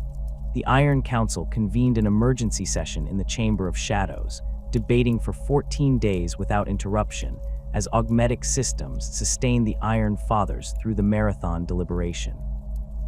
The final decision came at tremendous cost. Clan Morrigal would be dissolved, its battle brothers distributed among other clans where they could be closely monitored, and all references to Moiri doctrine expunged from chapter records. This purge demonstrated the Iron Hands' ultimate loyalty to Mars over splinter Mechanicus factions, but the episode left lingering tensions. Some tech priests questioned whether the chapter had acted decisively enough, noting that certain Iron Hands' tactical protocols still incorporated elements of Moiri predictive algorithms. Meanwhile, a small contingent of Iron Hands' battle brothers, unwilling to abandon their Moiri-influenced beliefs, departed to form their own successor chapter, the Sons of Medusa. This chapter, while officially recognized by the High Lords of Terra, maintains a complex and often adversarial relationship with their progenitors. Despite such occasional theological disputes, practical collaboration between the Iron Hands and Mechanicus has continued uninterrupted. The Damocles Gulf Crusade saw Clan Cargill deploy alongside Legio Astorum Titan forces against Tau expansion efforts. The Iron Hands' expertise in countering alien technology proved invaluable as the Tau deployed increasingly sophisticated weaponry.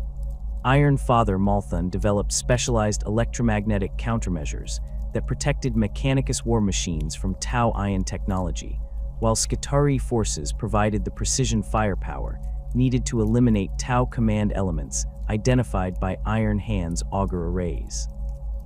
The machine god occupies a unique position in Iron Hands' spiritual practice, one that differs subtly but significantly from the Mechanicus veneration of the Omnissiah, where the priesthood of Mars explicitly identifies the Omnissiah as an aspect of the Emperor.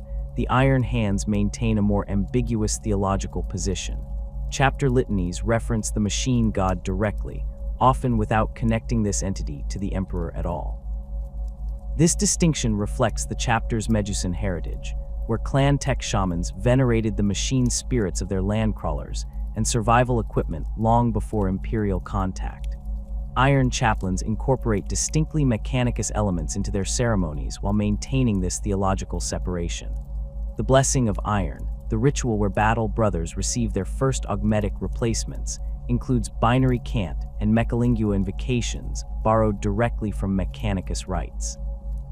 However, these elements are integrated into uniquely Astartes traditions that emphasize the chapter's identity as warriors rather than priests. A newly augmented battle brother is reminded that his mechanical components make him a more effective weapon in service to the Emperor, not a more perfect vessel for the Omnissiah's wisdom. This theological distinction occasionally creates friction with more doctrinally rigid tech priests. During the reclamation of Caladrone in the 38th millennium, Archmagos Dominus Verox objected to Iron Hands modifications to sacred mechanicus weapon systems. Iron Captain Furness had authorized his tech marines to reconfigure onager Dunnacrawlers to operate in Caladrone's high-gravity environment, making adjustments to machine spirits that Verox considered borderline tech heresy. The dispute escalated to the point where Mechanicus forces temporarily withdrew support until Fabricator General Zagreus Kane intervened, ruling that the modifications fell within acceptable parameters given the extreme operational requirements. Such incidents highlight the fundamental tension in the relationship. The Iron Hands view technology as a means to an end, the defeat of the Emperor's enemies, while the Mechanicus often regards it as sacred in itself. For most of Imperial history, both organizations have navigated this philosophical difference pragmatically, recognizing that their shared reverence for technology and hatred of its corruption outweighs their doctrinal disagreements. The exchange of knowledge between Mars and Medusa flows in both directions. Iron Hands tech marines receive training beyond what is offered to other chapters, spending additional years on Mars studying alongside the priesthood. In return, the chapter shares battlefield data on equipment performance that helps the Mechanicus refine their designs. This arrangement has produced innovations like the Gorgon pattern Terminator armor, whose reinforced servo motors and enhanced power distribution systems originated in Iron Hands field modifications before being standardized by Mechanicus engineers. The Cardan pattern plasma gun exemplifies this collaborative development process. When Iron Father Cardan Stronos identified recurring plasma containment failures during the Purge of Quintqual, he developed a modified cooling system using Medusan metallurgical techniques. Tech priests from the Lachesis Forge analyzed his prototype, refined its manufacturing process, and incorporated elements into a new pattern that reduced catastrophic failures by 37%. The resulting weapon entered production for both Iron Hands and Skitarii forces, with Mars acknowledging the chapter's contribution by naming the pattern after Stronos. Beyond formal alliances, individual relationships between Iron Hands and tech priests often develop through shared technical interests. Iron Father Malkon Pharaohs maintained a decades-long correspondence with Magos Dominus Kerafin regarding theoretical applications of phase iron technology. Their exchanges, conducted in complex binary cant that incorporated both Astartes battle codes and Mechanicus encryption, produced breakthroughs in power armor interfaces that benefited both organizations. Such intellectual partnerships strengthen institutional bonds while advancing technological development in ways neither group could achieve independently. The Iron Hands Fortress on Medusa hosts a permanent Mechanicus enclave known as the Omnissiah's Eye. This facility, staffed by tech priests specifically selected for their understanding of Astartes' physiology and psychology, oversees the more complex augmetic procedures that Iron Hands undergo as they advance through the ranks.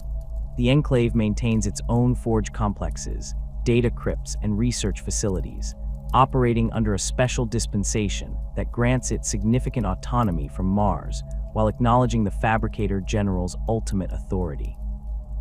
This arrangement occasionally creates jurisdictional complications.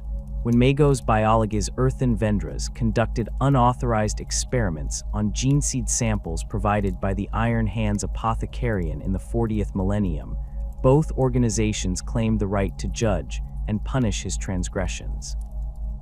The dispute required intervention from a fabricator general's representative and the Iron Council, eventually resulting in a joint tribunal that sentenced Vendras to servitor conversion, with his cognitive functions distributed between Mechanicus and Iron Hands cybernetic systems, a punishment that symbolically reinforced the interconnection between the two organizations.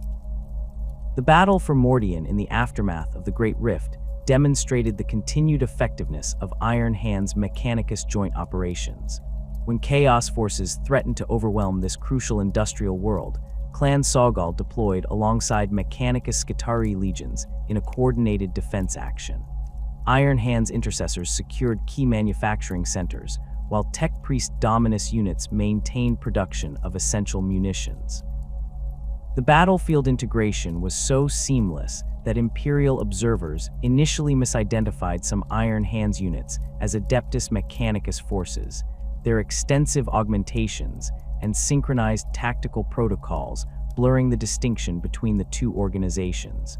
This battle highlighted the evolution of the relationship in the Primaris era. The introduction of Primaris Space Marines with their enhanced physiology and modified gene seed initially raised concerns among both Iron Hands and their Mechanicus allies. Some tech priests questioned whether Call's modifications might alter the chapter's philosophical alignment with Mars, while conservative elements within the Iron Council worried that the new Primaris Battle Brothers might resist traditional augmentation practices. These concerns proved largely unfounded. Primaris Iron Hands embraced the chapter's augmetic traditions with the same zeal as their firstborn brothers, often adapting Mechanicus technology to accommodate their modified physiology. The first generation of Primaris Iron Fathers emerged within decades of their introduction to the chapter, developing new augmetic templates specifically designed for Primaris anatomy.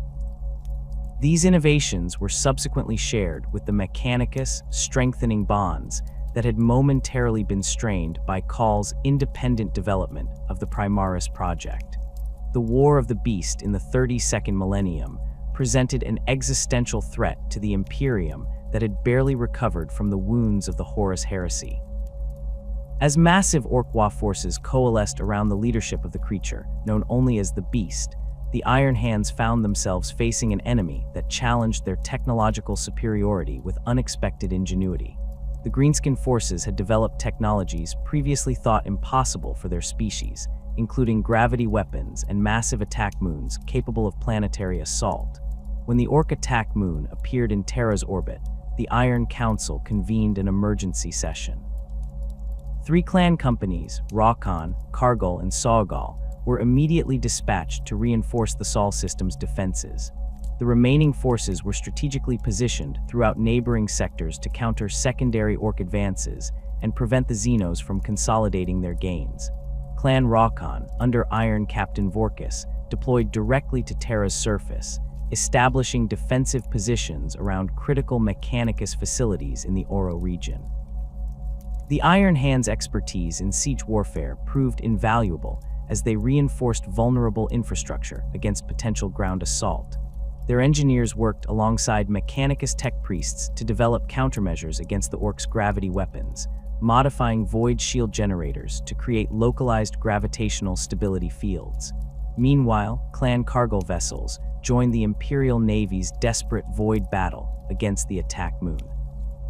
The clan's flagship, the battle barge Unrelenting, suffered catastrophic damage when it rammed an Orc kill cruiser to prevent the vessel from deploying drop pods to the Adeptus Mechanicus districts on Mars. The sacrifice bought critical time for Martian defense forces to reposition their Titan legions.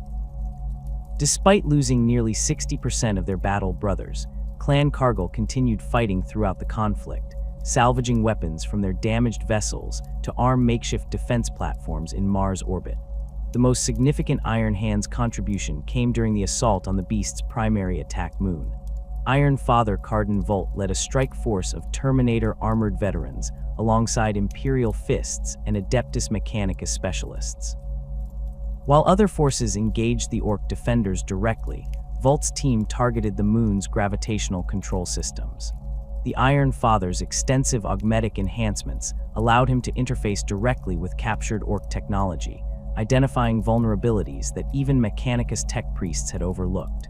By recalibrating the Moon's gravity generators, Volt created cascading system failures that prevented the Orcs from stabilizing their artificial planetoid. This technical victory provided the opening for Imperial forces to deliver the killing blow, though at tremendous cost. Only 3 of Volt's 20-man strike teams survived the mission.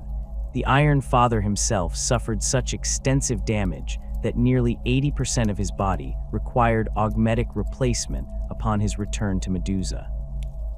The War of the Beast reinforced the Iron Hand's belief in technological superiority, while paradoxically forcing them to respect the innovative potential of their enemies. The unexpected sophistication of Orc technology challenged core assumptions about Xeno's capabilities. In response, the chapter established the Sarkassan Protocols, a comprehensive system for analyzing and countering previously unknown enemy technologies. These procedures remain in use in the 41st millennium, with periodic updates based on encounters with new Xenos threats. The aftermath of the conflict saw the Iron Hands intensify their relationship with the Adeptus Mechanicus. The technical challenges presented by the Beast's forces had required unprecedented cooperation between the two organizations. Iron Father Volt's successful interface with Orc gravity systems demonstrated the value of the chapter's unique approach to technology, a pragmatic adaptability that complemented the Mechanicus' more ritualized methodology. While the War of the Beast tested the Iron Hands' technical prowess, the Moiri Schism challenged their ideological foundations. The conflict began in the 35th millennium when tech priests on the Forge world Moiri developed a radical interpretation of the Omnissiah's will. They claimed that fluctuations in the Astronomicon contained binary messages from the machine god, foretelling a time when the Omnissiah and Emperor would become one. This doctrine spread rapidly through certain Mechanicus factions and eventually reached Medusa through tech priests attached to the Iron Hands Fortress Monastery. The schism created unprecedented divisions within the Iron Hands.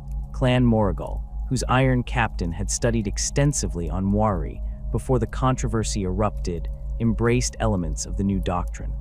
They began incorporating Moiri pattern augmetics that supposedly enhanced their ability to perceive the Omnissiah's messages within Astronomicon fluctuations. Other clans, particularly Avernii and Raucon, rejected these modifications as dangerous deviations from established chapter traditions. As the wider conflict between Orthodox Mechanicus forces and Moiri separatists intensified, the Iron Hands found themselves caught between their traditional allegiance to Mars and the appealing aspects of Moiri doctrine. The schismatic's emphasis on the machine's spiritual superiority resonated with the chapter's core belief in the weakness of flesh. Several Iron Fathers openly questioned whether rejecting Moiri teachings might mean turning away from a deeper understanding of mechanical perfection. The Iron Council remained deadlocked for months as the debate raged. Meanwhile, tensions escalated on Medusa as battle brothers from different clans exchanged hostile augury signals rather than verbal greetings, their augmetic components broadcasting their doctrinal allegiances through modified machine cant.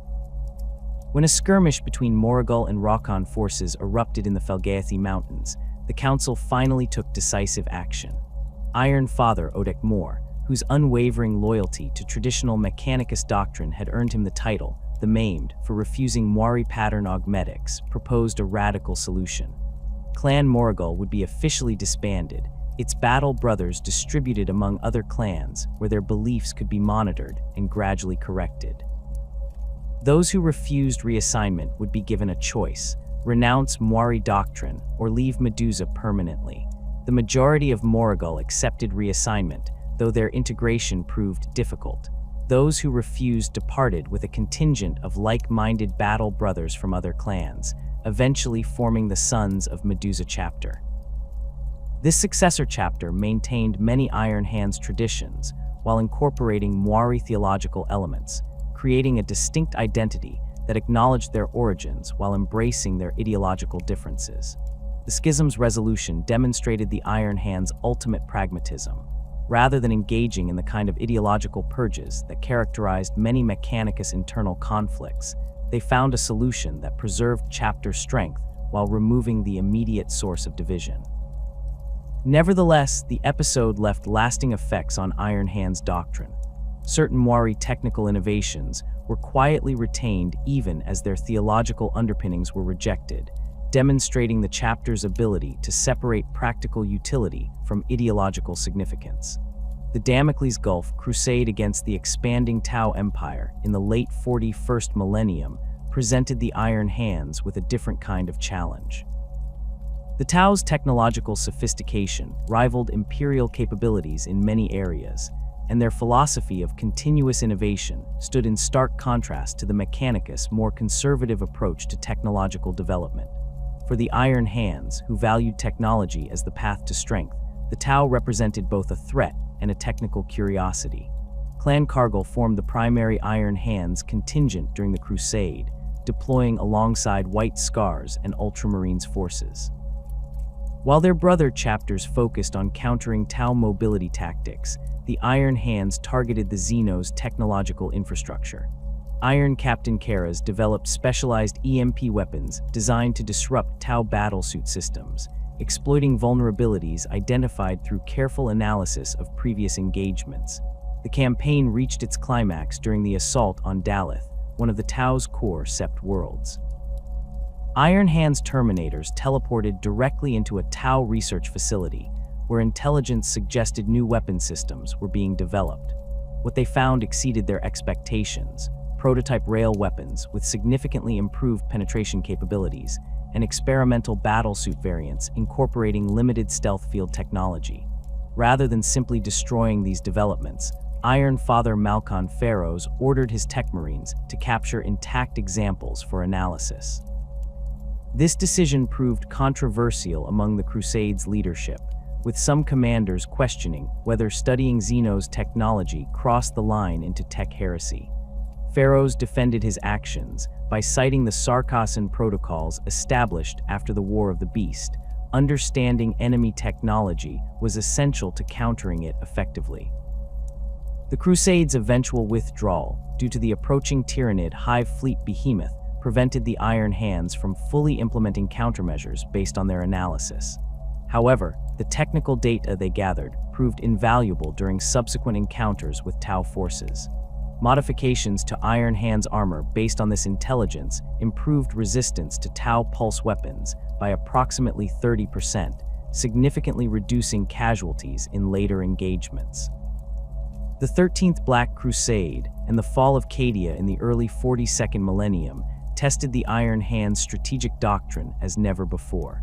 As Abaddon's forces poured from the Eye of Terror, the chapter deployed all 10 clan companies, a measure taken only 3 times previously in their post-heresy history. The Iron Council's strategic assessment identified 3 critical objectives: defending key Mechanicus Forge worlds, countering Traitor Legion technology, and securing critical infrastructure that could sustain Imperial resistance if major systems fell.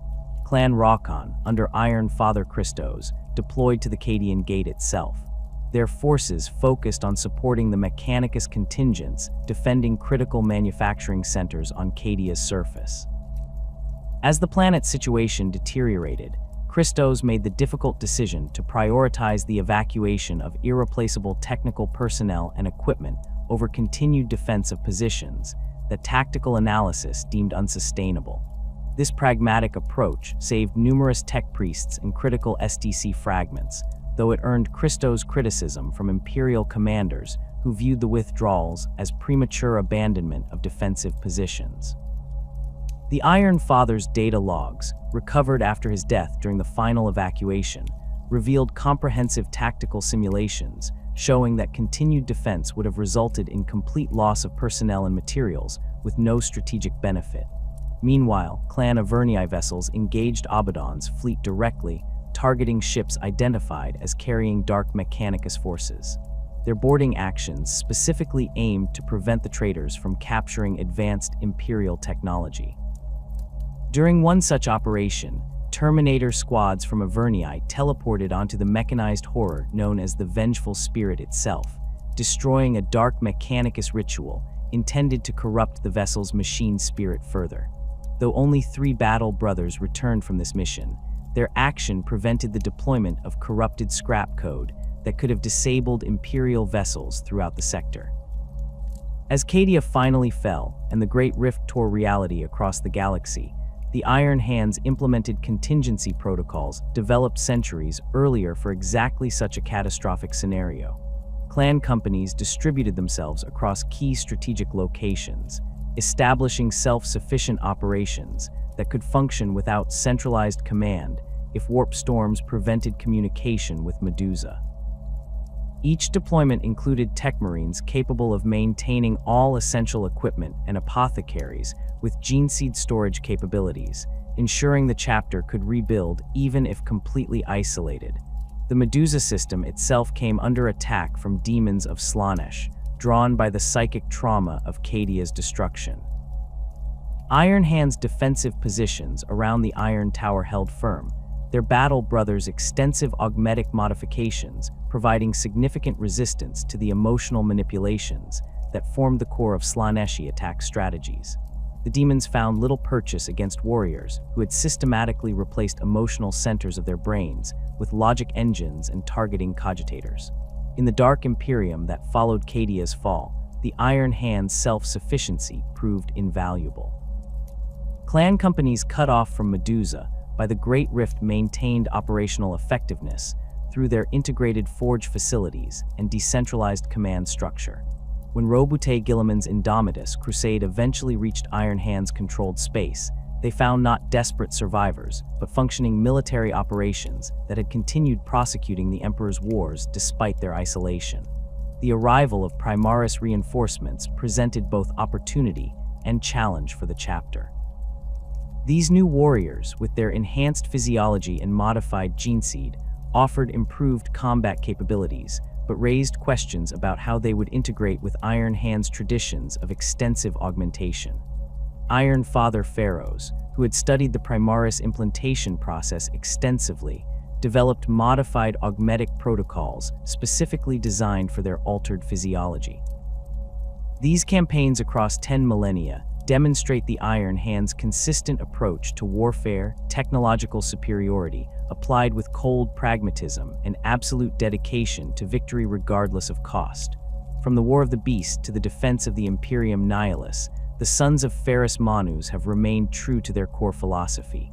Flesh may fail, but iron endures. Through careful analysis, technical innovation, and unwavering resolve, they continue to strengthen themselves against all weakness, transforming defeat into knowledge and knowledge into future victory. The arsenal of the Iron Hands chapter stands as a testament to their unparalleled mastery of technology and their unique relationship with the Adeptus Mechanicus. While all Space Marine chapters maintain formidable weapons, the Sons of Ferrus Manus have developed distinctive variants that reflect their philosophy of mechanical perfection and their heritage as inheritors of the Gorgon's technical genius. The Gorgon pattern Terminator armor represents one of the chapter's most iconic technological achievements. Developed during the early 32nd millennium through collaboration between Iron Hands tech marines and Mechanicus artisans, this variant incorporates several critical modifications to the standard Indomitus pattern. The servo motors feature reinforced actuators using a titanium adamantium alloy forged in Medusa's volcanic depths, providing 15% greater torque than standard Imperial patterns. The armor's power distribution system includes redundant circuits and emergency capacitors that maintain full functionality even after sustaining significant damage. Most distinctive are the integrated weapon mounts that allow for direct neural interface between the battle brother and his armaments. These connections bypass traditional targeting systems, creating a seamless link where weapons respond to thought impulses microseconds faster than standard models. For Iron Hands veterans with extensive augmetic enhancements, this advantage compounds with their existing modifications, creating warriors whose reaction times exceed even those of other Astartes. The practical effectiveness of these modifications became apparent during the Purge of Conqual, when Clan Averni Terminators engaged Dark Mechanicum constructs in the confined spaces of a corrupted forge complex. The enhanced servo motors allowed the Iron Hands to maintain mobility despite the electromagnetic interference that slowed their enemies, while the neural weapon interfaces compensated for targeting difficulties created by localized warp anomalies. Survivors from that campaign subsequently incorporated additional modifications based on battlefield data, further refining the pattern. The Land Raider Achilles stands as another cornerstone of the Iron Hands' distinctive arsenal. Originally developed by the Iron Hands and the Legio Cybernetica during the Great Crusade, this variant prioritizes durability and firepower over transport capacity. The frontal armor incorporates layered ceramite adamantium plates interspersed with energy-dissipating mesh that can withstand sustained bombardment from all but the heaviest enemy weapons. Its primary armament, the Thunderfire cannon, delivers devastating explosive shells capable of clearing bunkers and fortifications with mechanical precision. Iron Hands Land Raider Achilles tanks feature additional customizations beyond the standard pattern. Their machine spirits undergo specialized conditioning rituals on Medusa, where Iron Fathers implant memory engrams from previous battles directly into their cogitation matrices. This process creates machine spirits with a form of artificial experience, allowing them to recognize and adapt to battlefield conditions they have encountered in prior campaigns. While Mechanicus purists occasionally question this practice as bordering on artificial intelligence, the Iron Hands maintain that these enhanced machine spirits remain firmly within the boundaries of Imperial doctrine. The tactical deployment of these vehicles reflects the Iron Hands' approach to siege warfare. During the Damocles Gulf Crusade, Iron Captain Karas utilized a spearhead of 5 Land Raider Achilles tanks to breach Tau defensive lines on the plains of Daleth. The formation advanced in a precisely calculated pattern that maximized overlapping fields of fire while minimizing exposed armor facings. When Tau Hammerhead gunships attempted to flank the formation, targeting Auspex systems linked between the vehicles established a coordinated defense network that tracked and eliminated aerial threats with unprecedented accuracy. Beyond these iconic vehicles, the Iron Hands maintain numerous specialized weapon systems rarely seen among other chapters. The Gorgon's Wrath Heavy Flamer represents one such innovation, replacing standard promethium with a modified chemical compound that burns at higher temperatures and adheres more effectively to targets. The weapon's internal mechanisms include pressure regulation systems that adjust fuel mixture based on atmospheric conditions, maintaining optimal combustion whether deployed in the oxygen-rich environments of feral worlds or the thin atmospheres of dying planets. The Iron Hands' approach to siege warfare has evolved through millennia of practical experience.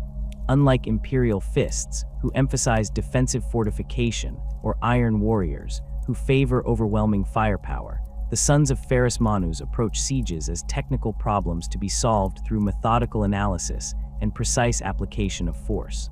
Their methodology begins with comprehensive auger scans to identify structural vulnerabilities and power distribution networks. Specialized Techmarine teams then develop targeted strike plans designed to disable critical systems rather than simply destroying fortifications. This approach proved devastatingly effective during the Siege of Hammerschlag in the 38th millennium. When confronted with heretical forces entrenched in a former Mechanicus outpost, Iron Father Cardan deployed infiltration teams equipped with modified servo skulls carrying specialized scrap code. These devices penetrated the fortress's ventilation systems and interfaced with environmental control cogitators, subtly altering atmospheric composition in key defensive positions. The resulting oxygen enrichment made the defenders' flame weapons burn with unexpected intensity, causing internal damage that compromised their defensive positions from within. The Iron Hands' armored assault tactics similarly reflect their technical precision. Rather than relying on overwhelming numbers, they employ mathematically optimized formations designed to maximize firepower while minimizing exposure to enemy weapons. Each vehicle's machine spirit receives constant data feeds from other units in the formation, creating a networked awareness that allows for coordinated maneuvers without explicit commands. The resulting tank phalanxes move with unnerving synchronization, adjusting their positions continuously based on battlefield developments. During the Purge of Dyrath, Clan Rokon deployed a mixed formation of Predator Destructors and Vindicators against Orc mechanized units. The vehicles maintained perfect spacing as they advanced across broken terrain, their machine spirits compensating for obstacles without disrupting the integrity of their firing lines. When Orc battle wagons attempted to exploit perceived gaps in the formation, they discovered that these apparent weaknesses were calculated kill zones, where overlapping fields of fire could be brought to bear with maximum effect. Perhaps the most distinctive aspect of the Iron Hand's arsenal lies not in their vehicles or heavy weapons, but in the bionic augmentations that transform their very bodies into weapons of war. Unlike other chapters, who typically limit augmetics to replacing battlefield injuries, the Sons of Ferrus Manus view their organic components as inherent weaknesses to be systematically eliminated. Each augmentation serves both practical combat functions and symbolic progression toward the chapter's ideal of mechanical perfection. The process begins with the replacement of the left hand, a tradition honoring their Primarch's silver hands. These initial augmetics incorporate micro-servo motors that increase grip strength and targeting stabilizers that improve weapon accuracy. As a battle brother advances through the ranks, more extensive modifications follow. Respiratory systems receive filtration, units capable of neutralizing toxins that would overcome standard Astartes physiology. Ocular implants provide enhanced targeting capabilities and spectrum analysis that can detect energy signatures invisible to normal sight. Veterans may replace entire limbs with combat-optimized alternatives. These advanced augmetics feature integrated weapon systems that remain concealed within seemingly normal proportions until activated in battle. Iron Father Malkon Pharaohs demonstrated this capability during the defense of Cord Enclaves, when his seemingly standard augmetic arm reconfigured to deploy a plasma cutter that breached the armor of a traitor dreadnought. Such modifications effectively transform senior Iron Hands into walking arsenals, capable of adapting to battlefield conditions without changing equipment. The most extensive augmentations involve partial replacement of brain tissue with mechanical alternatives. These neural augmetics include targeting cogitators that process ballistic calculations faster than organic matter could achieve, tactical analysis engines that continuously evaluate battlefield data, and emotion suppression modules that prevent fear or hesitation from affecting combat performance. The resulting hybrid consciousness maintains the strategic creativity of human thought while incorporating the computational precision of machine logic. These neural enhancements create unique capabilities on the battlefield. During the Skull Harvest campaign against Night Lord's forces, Iron Captain Vorkus demonstrated the advantage these systems provide. When ambushed in the darkness of an abandoned hive complex, Vorkus's neural augmetics processed environmental data that his organic senses couldn't detect, identifying minute air pressure changes that revealed enemy positions. His augmetic systems then transmitted targeting data directly to his squad's weapons, allowing them to eliminate threats they couldn't physically see. The Iron Hand's vehicle maintenance and modification practices often exceed standard Mechanicus protocols, occasionally creating tension with more orthodox tech priests. Where Mechanicus doctrine emphasizes ritualized maintenance procedures performed according to precise schedules, the Iron Hands adopt a more adaptive approach based on continuous performance monitoring. Their vehicles undergo constant diagnostic scans during operations, with automated systems adjusting internal configurations to optimize performance under current conditions. This methodology extends to their modification practices. Iron Hands Tech Marines regularly implement field adjustments based on immediate tactical requirements, rather than waiting for formal approval through Mechanicus channels. During the Damocles Gulf Crusade, Iron Father Cardan authorized the reconfiguration of Predator tank turret stabilization systems to compensate for the unusual gravitational conditions on the Tau world of Daleth. These modifications, implemented within hours of deployment, provided Iron Hand's armor with significant targeting advantages over both enemy forces and other Imperial units operating with standard configurations. The chapter maintains extensive technical archives beneath the Iron Tower on Medusa, containing millennia of battlefield data on equipment performance under various conditions. These records allow Iron Hand's Techmarines to predict how specific modifications will affect performance with remarkable accuracy, justifying their departures from standard protocols with comprehensive historical precedent. When challenged by Mechanicus authorities, they typically produce detailed performance analyses demonstrating the empirical benefits of their approaches. This technical expertise extends to their ability to recover and repurpose damaged equipment. Iron Hand's battlefield recovery teams operate with efficiency that impresses even veteran Mechanicus engine-seers. During the siege of Velung Prime, Clan Cargill Techmarines recovered a Sikaran battle tank that had suffered catastrophic reactor damage. Rather than writing the vehicle off as irretrievable, they performed field repairs using components salvaged from destroyed enemy vehicles, returning the tank to operational status within 18 hours of its initial disablement. The pinnacle of Iron Hand's technical achievement lies in their dreadnoughts, which they view not as walking sarcophagi for the wounded, but as the ultimate expression of union between Astartes and machine. Iron Hands interred in these war machines undergo more extensive integration with their mechanical bodies than those of other chapters. Neural interfaces connect directly to remaining organic brain tissue, creating a seamless merger where the line between pilot and vehicle becomes effectively non-existent. This integration produces dreadnoughts with unprecedented responsiveness and tactical awareness. During the battle for Columnus Manufactory, the venerable dreadnought Banus demonstrated combat performance that matched unencumbered Astartes in terms of reaction time and situational awareness. When surrounded by Word-Bearer's assault troops, Banus executed a series of precision counterattacks that would have been impossible with standard dreadnought control systems, targeting individual enemies while avoiding damage to critical manufacturing equipment. The Iron Hand's technical expertise extends to their ability to maintain and repair their specialized equipment under adverse conditions.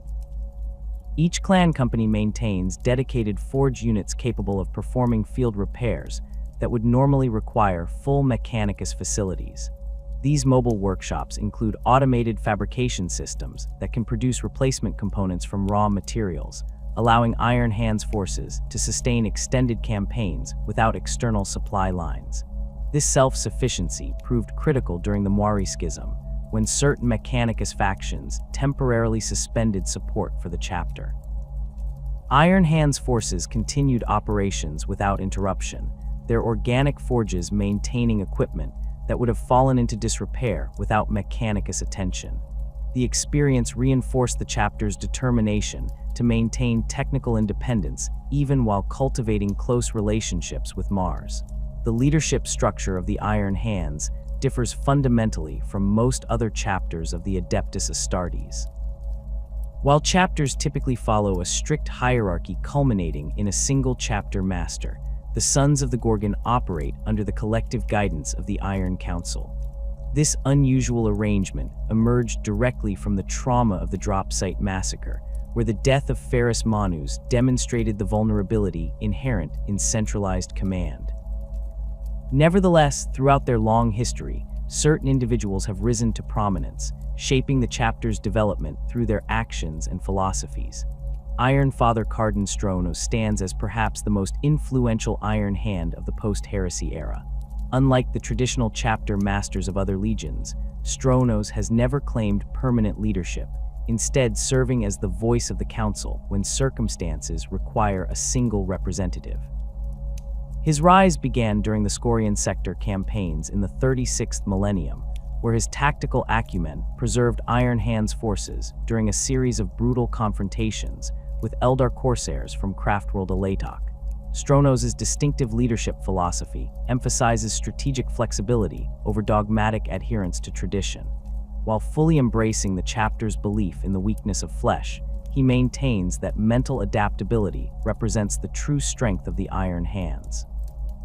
During the Battle of Notre Depths, Stronos demonstrated this principle by completely revising assault plans mid-operation when Augur scans revealed previously undetected Eldar webway portals.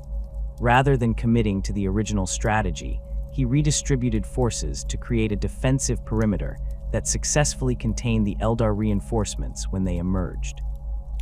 The physical appearance of Cardan Stronos reflects his centuries of service and the Iron Hands philosophy of continuous enhancement. Standing taller than most Astartes due to reinforced skeletal augmetics, his armored form presents an imposing silhouette dominated by additional servo arms mounted to his backpack. These mechanical appendages, more sophisticated than those used by standard Techmarines, allow him to effect repairs and modifications to equipment while simultaneously wielding conventional weapons. His helmet features additional auspex, arrays that provide enhanced battlefield awareness, feeding data directly to cortical implants that replace approximately 60% of his original brain tissue. What truly distinguishes Stronos from his predecessors is his nuanced interpretation of the doctrine of the flesh is weak. Where some Iron Fathers have interpreted this creed as justification for the complete excision of emotion, Stronos maintains that controlled emotional responses serve tactical purposes.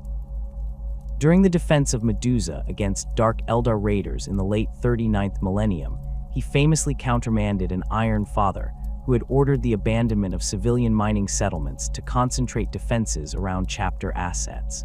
Stronos argued that protecting Imperial citizens represented both a strategic imperative and a fulfillment of the chapter's fundamental purpose.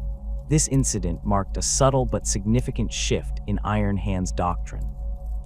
Stronos' position that mechanical perfection served humanity rather than replacing it gained traction among younger Iron Fathers. His periodic leadership of the chapter has reinforced this perspective, creating a counterbalance to the more extreme interpretations that emerged immediately after the drop site massacre. While never abandoning the chapter's core belief in augmetic enhancement, Stronos has helped steer the Iron Hands away from the complete rejection of their humanity that once threatened to define them. The technological expertise of the Iron Hands finds its greatest expression in Iron Father Malkon Ferrus, master of the forge and keeper of the chapter's most ancient technological secrets. Ferrus's augmetic enhancements exceed even the extensive modifications typical of senior Iron Fathers. His right arm has been replaced with a masterwork mechanical limb housing specialized tools for field repairs and a power weapon for close combat. His left incorporates a grav gun built directly into the limb's structure, allowing him to maintain fire support while using his servo arm for technical work. Ferrus's contributions to the chapter extend far beyond his combat capabilities. His modifications to the Iron Hands Land Raider suspension systems improved their performance on unstable terrain by 37%, providing critical advantages during the cleansing of Contwal. His redesign of Gorgon pattern Terminator armor power distribution networks reduced catastrophic failures by nearly half, saving countless veterans during void operations against dark mechanicum forces in the Gothic sector. Perhaps Ferrus's most significant achievement lies in his development of the Iron Stone, a remarkable technological artifact that creates localized energy fields capable of strengthening nearby mechanical systems. The device represents the culmination of decades of research into the interaction between ferric compounds and certain rare minerals found only in Medusa's deepest mines. When activated, the Ironstone emits precisely calibrated frequencies that reinforce molecular bonds in surrounding machinery, temporarily increasing their resilience to damage.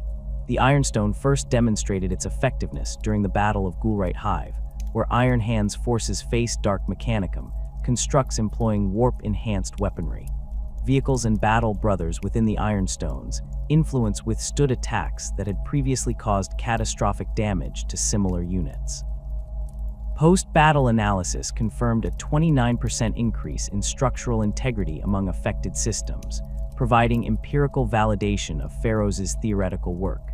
Despite his technological focus, Ferrus has proven himself a formidable battlefield commander. During the Damocles Gulf Crusade, he led a strike force against Tau research facilities on Daleth, targeting locations where intelligence suggested new weapon systems were being developed. When his force encountered prototype rail weapons with enhanced penetration capabilities, Ferrus made the controversial decision to capture rather than destroy these examples. His subsequent analysis provided critical insights that improved Iron Hand's armor resistance to Tau weaponry in future engagements.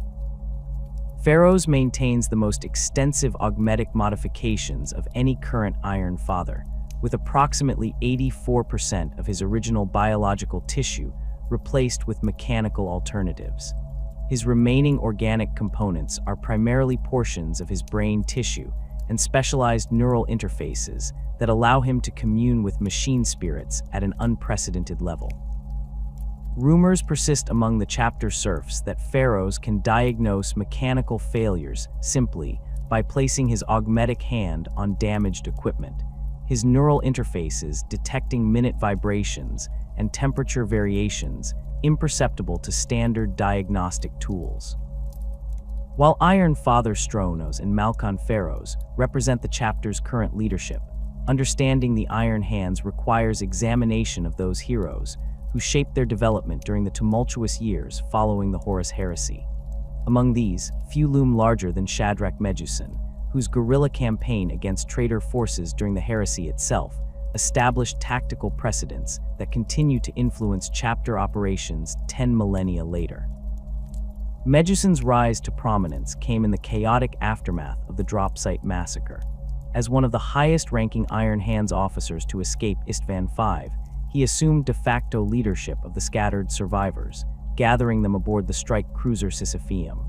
Rather than retreating to safety, Medusan made the audacious decision to continue prosecuting the war against Horus's forces despite his severely limited resources. What followed became known as the Shattered Legions Campaign, a series of precision strikes against traitor supply lines, communication hubs, and isolated detachments.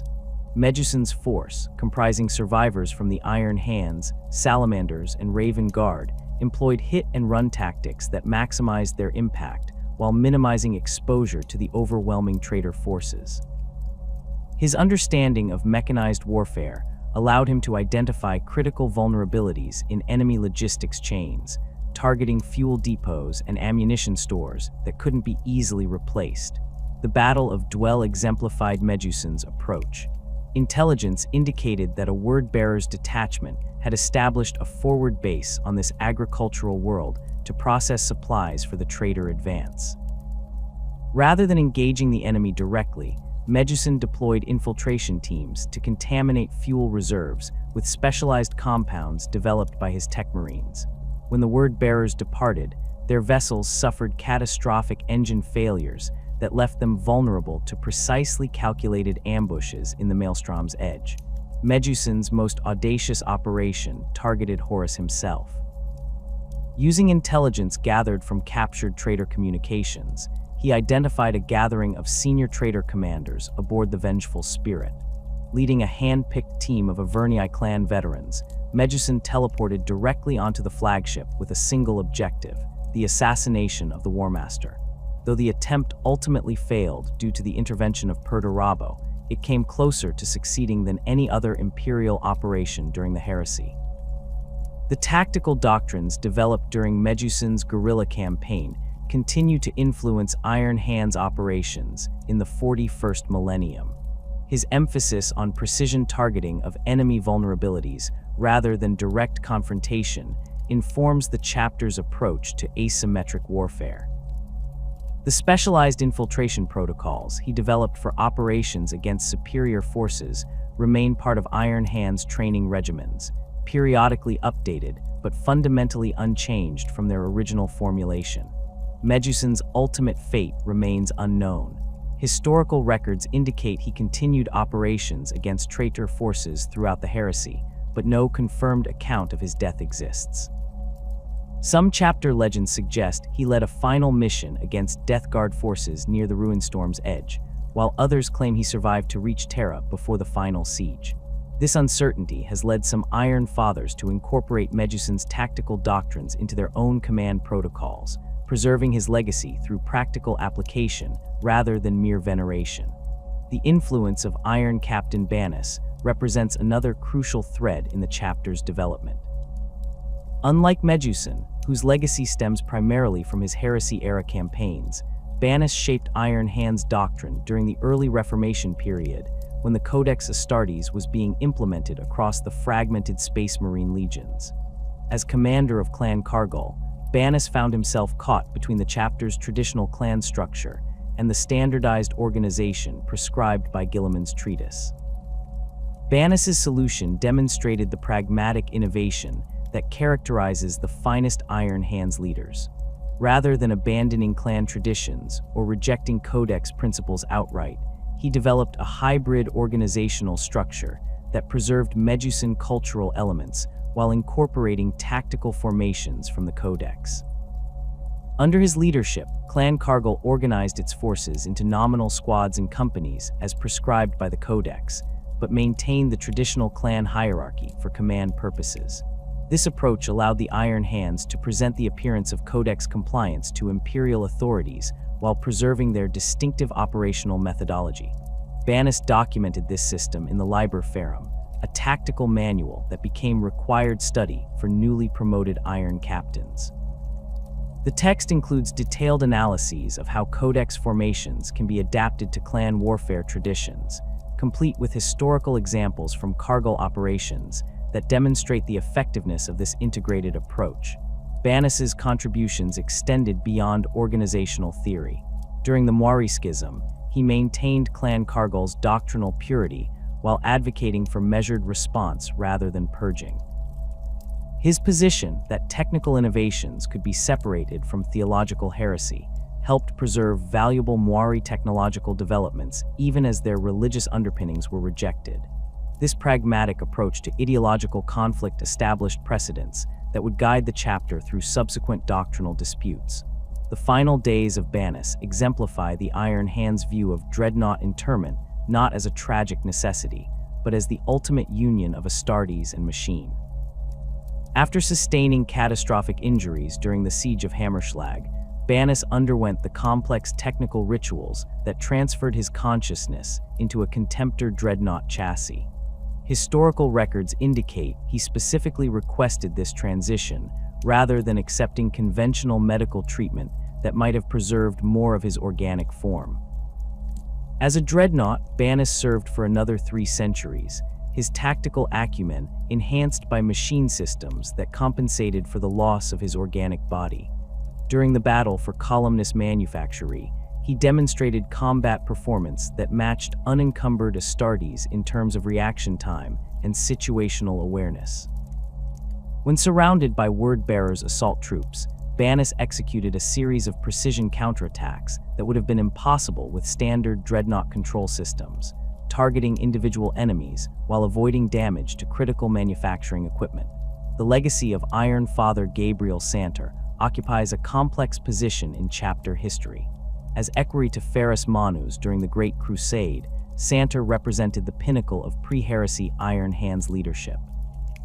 His tactical acumen and technological expertise made him the natural choice to lead the Legion when the Primarch was occupied elsewhere. Yet his death at Istvan V, falling alongside his Primarch, has made his legacy both honored and scrutinized. Santor's approach to warfare emphasized overwhelming force precisely applied.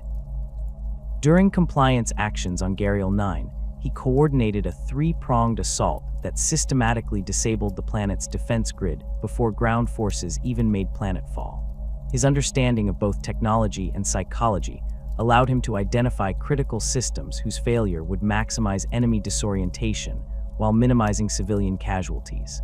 The specialized formations Santor developed for void warfare remain in use by the chapter in the 41st millennium. His iron-wrought assault pattern, which coordinates Terminator teleport insertions with precision lance strikes from supporting vessels, has been employed in hundreds of boarding actions since its development. During the Gothic War, Clan Rokon used this exact formation to capture the renegade cruiser Eternal Suffering, teleporting veterans directly into engineering sections, while Battleship Fire disabled external weapons.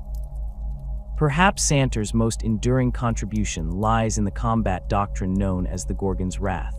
This approach combines mechanized assault units, aerial support, and infantry in a coordinated advance that maintains constant pressure on enemy positions. Unlike the rigid formations favored by some legions, the Gorgon's Wrath emphasizes tactical flexibility within an overall strategic framework. Unit commanders receive clear objectives, but maintain autonomy in determining how to achieve them, allowing the formation to adapt to battlefield developments without losing cohesion. The tragedy of Santor's legacy stems from his failure to protect Ferrus Manus during the Dropsite massacre. As the Primarch's equerry, responsibility for his security ultimately rested with Santor, who fell before he could intervene in the fateful duel with Fulgrim. Some Iron Fathers view this failure as evidence supporting the chapter's philosophy. Santor's flesh failed when his Primarch needed him most. Others maintain a more nuanced view, recognizing that even perfect strategic planning cannot account for the chaos of battle against overwhelming treachery. This tension between venerating Santor's tactical brilliance and acknowledging his ultimate failure creates a complex relationship between modern Iron Hands and their most prominent pre-heresy leader. His battle doctrines remain in active use, studied by each generation of Iron Captains, yet his name is rarely invoked directly. Instead, his contributions are referenced as traditional formations or established protocols, acknowledging their value while maintaining emotional distance from their creator. The legacy of Ferrus Manus extends beyond the Iron Hands themselves, manifesting in several successor chapters that carry forward different aspects of their progenitors' gene seed and traditions. These chapters, while acknowledging their common ancestry, have developed distinct cultures and combat doctrines that reflect their unique histories and circumstances. Among these successors, the Red Talons, Brazen Claws, and Sons of Medusa stand as the most prominent inheritors of the Gorgon's legacy. The Red Talons emerged during the Second Founding, created directly from Iron Hands veterans who had survived the Dropsite massacre. Under the leadership of their first chapter master, Odek Mor, they established their fortress monastery on the death world of Linax IV in the Segmentum Obscurus. This harsh environment, with its toxic atmosphere and predatory ecosystem, reflected the chapter's unforgiving nature and served as a proving ground that weeded out any weakness among their recruits. Odek Mor, often called the Maimed for his extensive battle injuries and subsequent augmetic replacements, had served as an Iron Father before assuming command of the Red Talons. His experiences during the heresy, particularly the traumatic events of Istvan V, profoundly shaped the chapter's development. Mor harbored a consuming hatred for traitors that exceeded even the typical Iron Hand's disdain, leading him to implement training protocols focused on anti-Astartes combat techniques and specialized weapons designed to penetrate power armor. The Red Talons' interpretation of the Iron Hand's core philosophy took their progenitors' beliefs to extreme conclusions. Where the Iron Hands view the flesh as weak, the Red Talons consider it actively contemptible. Their augmetic modification practices go beyond practical enhancement, with Battle Brothers undergoing unnecessary replacements as punishments for perceived failures. A sergeant whose squad suffers casualties might return from the campaign missing an organic limb, replaced with a basic augmetic that offers no tactical advantage but serves as a visible reminder of his inadequacy. This punitive approach extends to their combat doctrine, which emphasizes overwhelming firepower and systematic destruction rather than tactical finesse. During the Siege of Vrax, Red Talon's forces deployed alongside Death Corps of Krieg regiments in some of the most brutal sectors of that extended campaign. Imperial commanders noted that the Red Talons rejected several opportunities to accept enemy surrenders, instead continuing their bombardment until no structures remained standing and no life signs could be detected. Their most notorious operation occurred during the Badab War, where they participated in the assault on Badab Primaris, alongside several other chapters loyal to the Imperium. When Loyalist forces breached the planet's defenses, the Red Talons systematically executed not only captured astral claws, but also civilian administrators who had served under Huron's regime. This purge continued despite objections from other Imperial commanders, with Chapter Master Agatone citing ancient protocols from the Great Crusade that classified all who served traitors as traitors themselves. The chapter's organizational structure nominally follows Codex guidelines, but incorporates elements of the Iron Hands clan system. Each company maintains its own armory and technical staff, allowing for extended independent operations. Their equipment reflects their combat doctrine, with higher concentrations of heavy weapons, artillery pieces, and armored vehicles than found in most Codex chapters. Red Talons rarely deploy infiltration teams or reconnaissance units, preferring to identify enemy positions through preliminary bombardment that forces defensive responses. The Brazen Claws represent a different evolutionary path from the Iron Hands gene seed.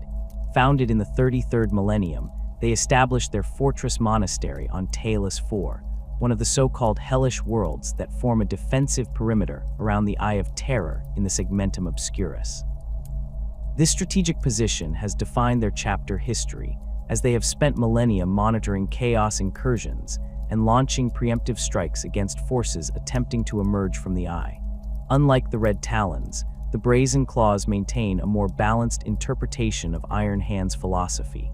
They embrace augmetic enhancement, but view it as a means to more effectively combat the Imperium's enemies rather than an end in itself. Their proximity to the Eye of Terror has made them particularly vigilant against chaos corruption, leading to extensive screening procedures for both their recruits and their existing battle brothers.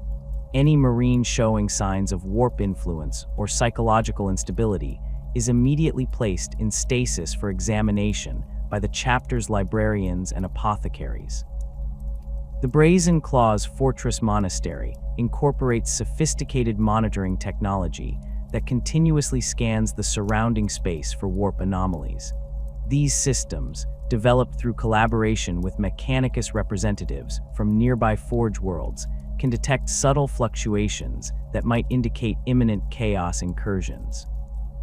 When such readings appear, the chapter deploys rapid response forces to investigate, and if necessary, eliminate emerging threats before they can establish footholds in real space.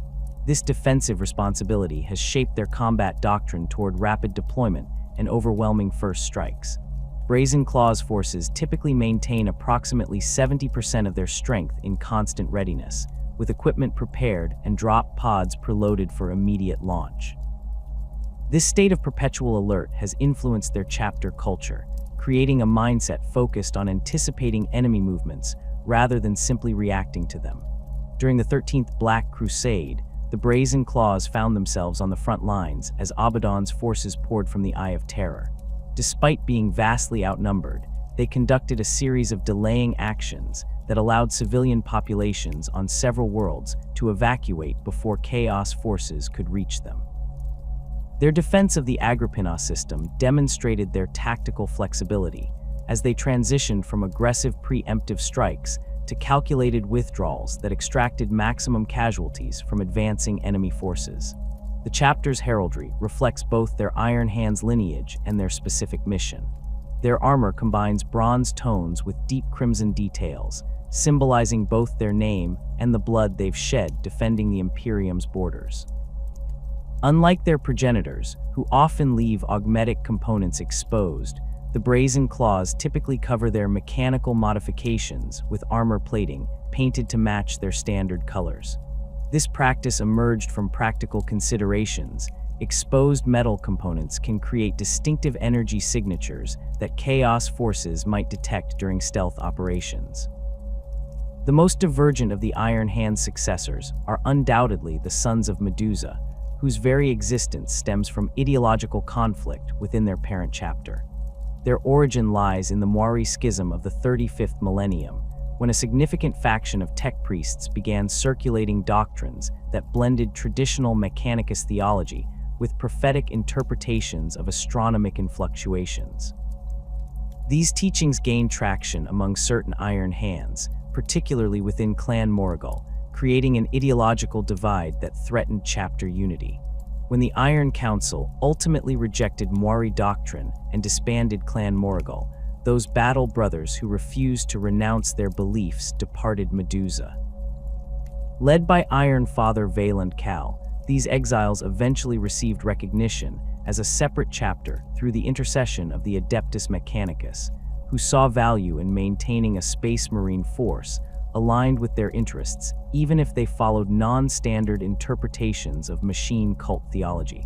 The chapter's organization represents their most distinctive feature. Rather than adopting either codex structures or the clan system of their progenitors, the Sons of Medusa organized themselves into 3 war clans: the Lachesis, Majora, and Atropos. Each clan operates as a semi-autonomous force with its own command structure, support facilities, and recruitment protocols.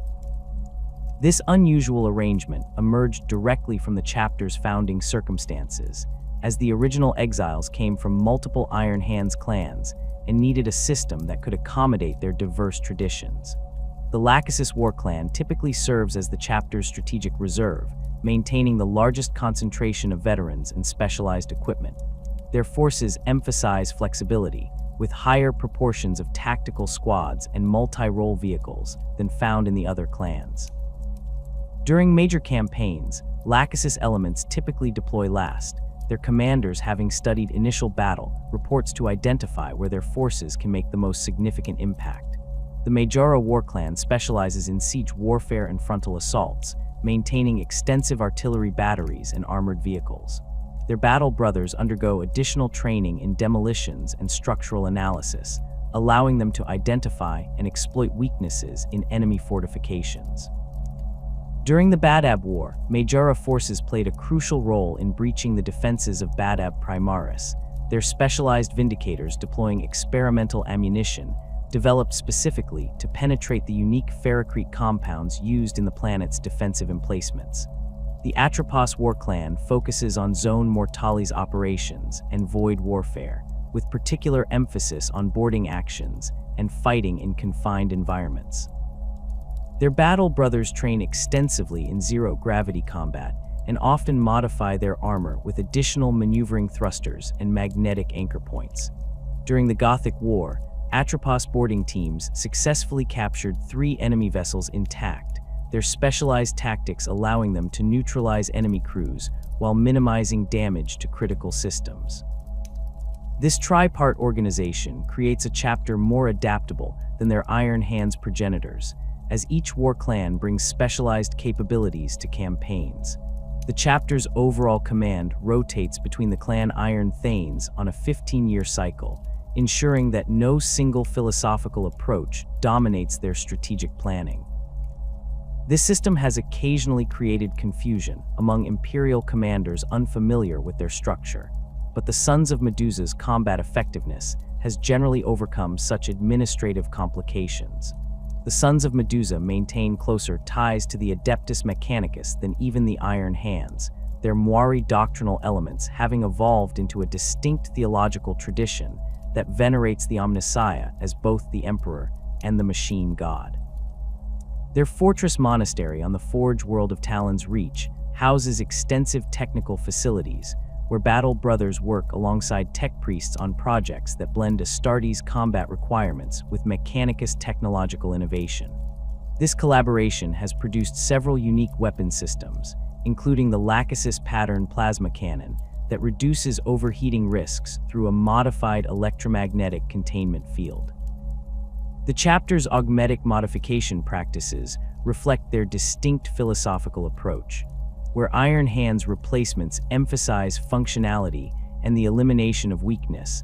Sons of Medusa augmetics incorporate elaborate mechanical components that serve both practical and symbolic purposes. A veteran's bionic arm might include not only enhanced strength and integrated weapons, but also computational arrays that continuously analyze astronomic patterns, feeding data directly to his consciousness. These modifications reflect the chapter's continuing belief that the Emperor communicates through subtle technological patterns, a core tenet of the original Moiri doctrine. Contrary to some Imperial records, the Iron Lord's chapter does not descend from Ferrus Manus's gene seed, but instead carries the genetic legacy of Robute Guilliman. This misidentification likely stems from their name and their occasional joint operations with actual Iron Hand successors. The confusion has persisted in administratum records despite multiple attempts at correction, creating occasional diplomatic complications when Imperial commanders expect cooperation between forces that share no special relationship. A more accurate addition to the Iron Hands lineage would be the Steel Confessors, whose existence remains somewhat controversial in Imperial records. Created in the 36th millennium through direct Adeptus Mechanicus intervention, the chapter initially operated under Mechanicus control rather than answering to the High Lords of Terra. This irregular founding was eventually discovered and partially rectified, with the chapter being brought under nominal Adeptus Astartes command while maintaining unusually close ties to the priesthood of Mars. The Steel Confessors display many characteristics typical of Iron Hand successors, including extensive use of augmetics and close integration of technical personnel within their command structure. Their combat doctrine emphasizes mechanized warfare, with higher proportions of armored vehicles and artillery than found in most Codex chapters. During the Damocles Gulf Crusade, Steel Confessors forces deployed alongside Clan Rakan against Tau expansion efforts, their similar tactical approaches allowing for seamless battlefield coordination despite their technically separate command structures. What distinguishes the Steel Confessors from other Iron Hand successors is their explicit theological alignment with Mechanicus doctrine. Where the Iron Hands maintain a degree of separation between their chapter traditions and Mechanicus rituals, the Steel Confessors incorporate cult Mechanicus elements directly into their daily practices. Their chaplains perform functions analogous to tech priests, leading battle brothers in binary, encoded prayers, and overseeing the ritual maintenance of both weapons and augmetic implants. This theological alignment manifests in their approach to augmetic modification. Steel Confessors' battle brothers typically undergo their first replacements immediately after scout training, receiving standardized enhancements based on their assigned combat roles rather than personal preference or battlefield injuries. These initial modifications follow patterns developed by Mechanicus Biologists specialists specifically for the chapter, optimizing integration between augmetics and their variant of the Iron Hands gene seed.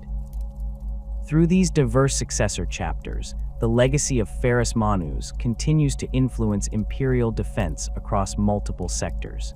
Each chapter represents a different interpretation of the Gorgon's philosophy, from the Red Talon's extreme brutality to the Brazen Claw's vigilant defense and the Sons of Medusa's theological innovation. Together with their Iron Hands progenitors, they form a formidable network of chapters united by common ancestry, but diversified in their approaches to warfare, creating a more resilient defense than any single chapter could provide alone. Through 10 millennia of unrelenting war, the Iron Hands have stood as one of the Imperium's most resilient bulwarks against the darkness. Their contribution to Imperial stability extends far beyond the battlefield victories recorded in official histories. The Sons of Ferrus Manus have maintained a unique position within the Adeptus Astartes, serving as both warriors and technical innovators, whose influence shapes Imperial military doctrine across multiple sectors. The chapter's most significant contribution lies in their development of integrated mechanized warfare tactics. While other chapters employ vehicles as support elements, the Iron Hands pioneered comprehensive doctrines treating infantry and armor as components of a single unified system. During the Damocles Gulf Crusade, these methodologies proved particularly effective against Tau forces, whose own combined arms approach faltered against the more cohesive Iron Hands formations. Imperial Guard commanders who observed these operations subsequently implemented modified versions of Iron Hands tactics, improving armored infantry coordination throughout the Imperium's conventional forces. The Iron Hands' technical expertise has similarly benefited the wider Imperium. Their close relationship with the Adeptus Mechanicus facilitates knowledge transfer that might otherwise be restricted by Mechanicus protocols. When Clan Cargill developed enhanced cooling systems for plasma weapons during the Purge of Quintqual, they shared their designs with Mechanicus representatives, who subsequently implemented these improvements in weapons produced for other Imperial forces. This pattern of innovation, followed by dissemination, has occurred repeatedly throughout the chapter's history, creating a technical legacy that extends far beyond their direct military actions. Perhaps less tangible but equally important is the Iron Hand's psychological impact on Imperial defense. Their unmistakable appearance, grim warriors with exposed augmetics and calculated, emotionless demeanors, projects an image of implacable strength that bolsters allied morale while demoralizing enemies. During the defense of Caladrone, planetary defense forces reported significant performance improvements when fighting alongside Iron Hand's units, their confidence enhanced by the Space Marines' mechanical precision and apparent immunity to fear or doubt. The arrival of Robute Guilliman and the introduction of Primaris Space Marines presented unprecedented challenges to the Iron Hand's established traditions. The chapter initially approached these developments with characteristic caution, deploying specialized augur arrays to monitor the first Primaris warriors assigned to their ranks. Iron Father Stronos personally oversaw their integration, establishing protocols that balanced respect for their enhanced capabilities with thorough examination of their compatibility with chapter doctrine. The Primaris Marines' enhanced physiology raised fundamental questions about the chapter's core philosophy. If these warriors represented improved design rather than the flawed template the Iron Hands had sought to perfect through augmentation, how should the chapter respond? Some conservative elements within the Iron Council advocated maintaining traditional augmetic practices regardless of their necessity, viewing them as spiritual disciplines rather than practical enhancements. Stronos offered a more nuanced perspective that ultimately shaped the chapter's approach. In a rare address to all clan companies, he acknowledged the Primaris Marines' superior baseline capabilities, but emphasized that even these improved warriors remained limited by their organic components. The path to perfection, he argued, remained the same: the systematic replacement of unreliable flesh with dependable machinery, but would begin from a more advanced starting point. This interpretation gained traction as Primaris Battle Brothers demonstrated both their capabilities and their limitations in combat situations. During the liberation of Mordian, Primaris intercessors displayed impressive resilience against conventional weapons, but still suffered performance degradation when exposed to certain toxins that their enhanced physiology couldn't fully neutralize. Iron Hands apothecaries documented these instances meticulously, using them to develop modified augmetic protocols specifically designed for Primaris anatomy. The first generation of Primaris Iron Fathers emerged within 3 decades of their introduction to the chapter. These warriors combined their enhanced physiology with traditional Iron Hands augmentations, creating hybrid systems that outperformed both standard Primaris Marines and conventionally augmented Battle Brothers. Iron Father Malkon Pharaohs played a crucial role in this development, personally designing integration templates that optimized compatibility between Primaris organs and mechanical enhancements. Guilliman himself maintained a complex relationship with the Iron Hands during his Indomitus crusade. The Primarch respected their combat effectiveness and technical expertise, but expressed private concerns about their philosophical direction. In his personal strategic assessments, later discovered in sealed archives on Macragge, Guilliman noted that the Iron Hand's rejection of emotion represented both strength and vulnerability, allowing them to function without hesitation in situations where others might falter, but potentially limiting their strategic flexibility when confronting novel threats. These concerns manifested during joint operations on the fringes of the Imperium Nihilus, where Iron Hands forces occasionally struggled to adapt to the unpredictable nature of warfare in regions affected by the Great Rift. Conventional tactical analyses proved less effective when confronting enemies whose capabilities fluctuated based on localized warp phenomena. Gilliman observed that chapters with more intuitive decision-making processes sometimes identified effective countermeasures more quickly than the Iron Hand's calculated approaches could produce. Nevertheless, the Iron Hands demonstrated remarkable adaptability to the post-Rift Imperium through their decentralized command structure. When the Great Rift severed communication between Medusa and several deployed clan companies, these forces continued operations without interruption, their self-sufficient organization allowing them to function independently for years. Clan Rokon, deployed near the Nachmund Gauntlet when the Rift formed, established a secondary fortress on Demeter Prime that served as a coordination center for Imperial forces throughout the region. The chapter's response to isolation demonstrated one of their greatest strengths, the ability to maintain operational effectiveness without external support. Each clan company carried not only combat forces, but complete technical facilities capable of maintaining equipment, performing augmetic procedures, and even manufacturing replacement components from raw materials. When Clan Cargill found themselves cut off in the Imperium Nihilus for nearly a decade, they not only sustained their own operations, but provided technical support to Imperial Guard regiments and planetary defense forces throughout their area of responsibility. This self-sufficiency proved particularly valuable in regions where traditional supply chains had collapsed entirely. During the Indigan campaign, Clan Vergon forces encountered Imperial worlds that had received no contact from the wider Imperium since the Rift's formation. Local defense forces operated with failing equipment and depleted ammunition stores, their effectiveness severely compromised. The clan's mobile forge facilities restored critical weapon systems and produced enough ammunition to re-establish effective defensive perimeters, preserving these worlds until broader Imperial contact could be restored. The Iron Hands campaigns in the Imperium Nihilus have focused primarily on securing critical infrastructure and technology rather than reclaiming territory for its own sake. This pragmatic approach reflects their understanding that without functioning forge worlds, communication networks, and supply chains, territorial gains cannot be sustained. During the Battle of Avarax, Clan Sogol bypassed several heavily populated hive cities to secure a Mechanicus data repository containing SDC fragments essential for maintaining life support systems across the sector.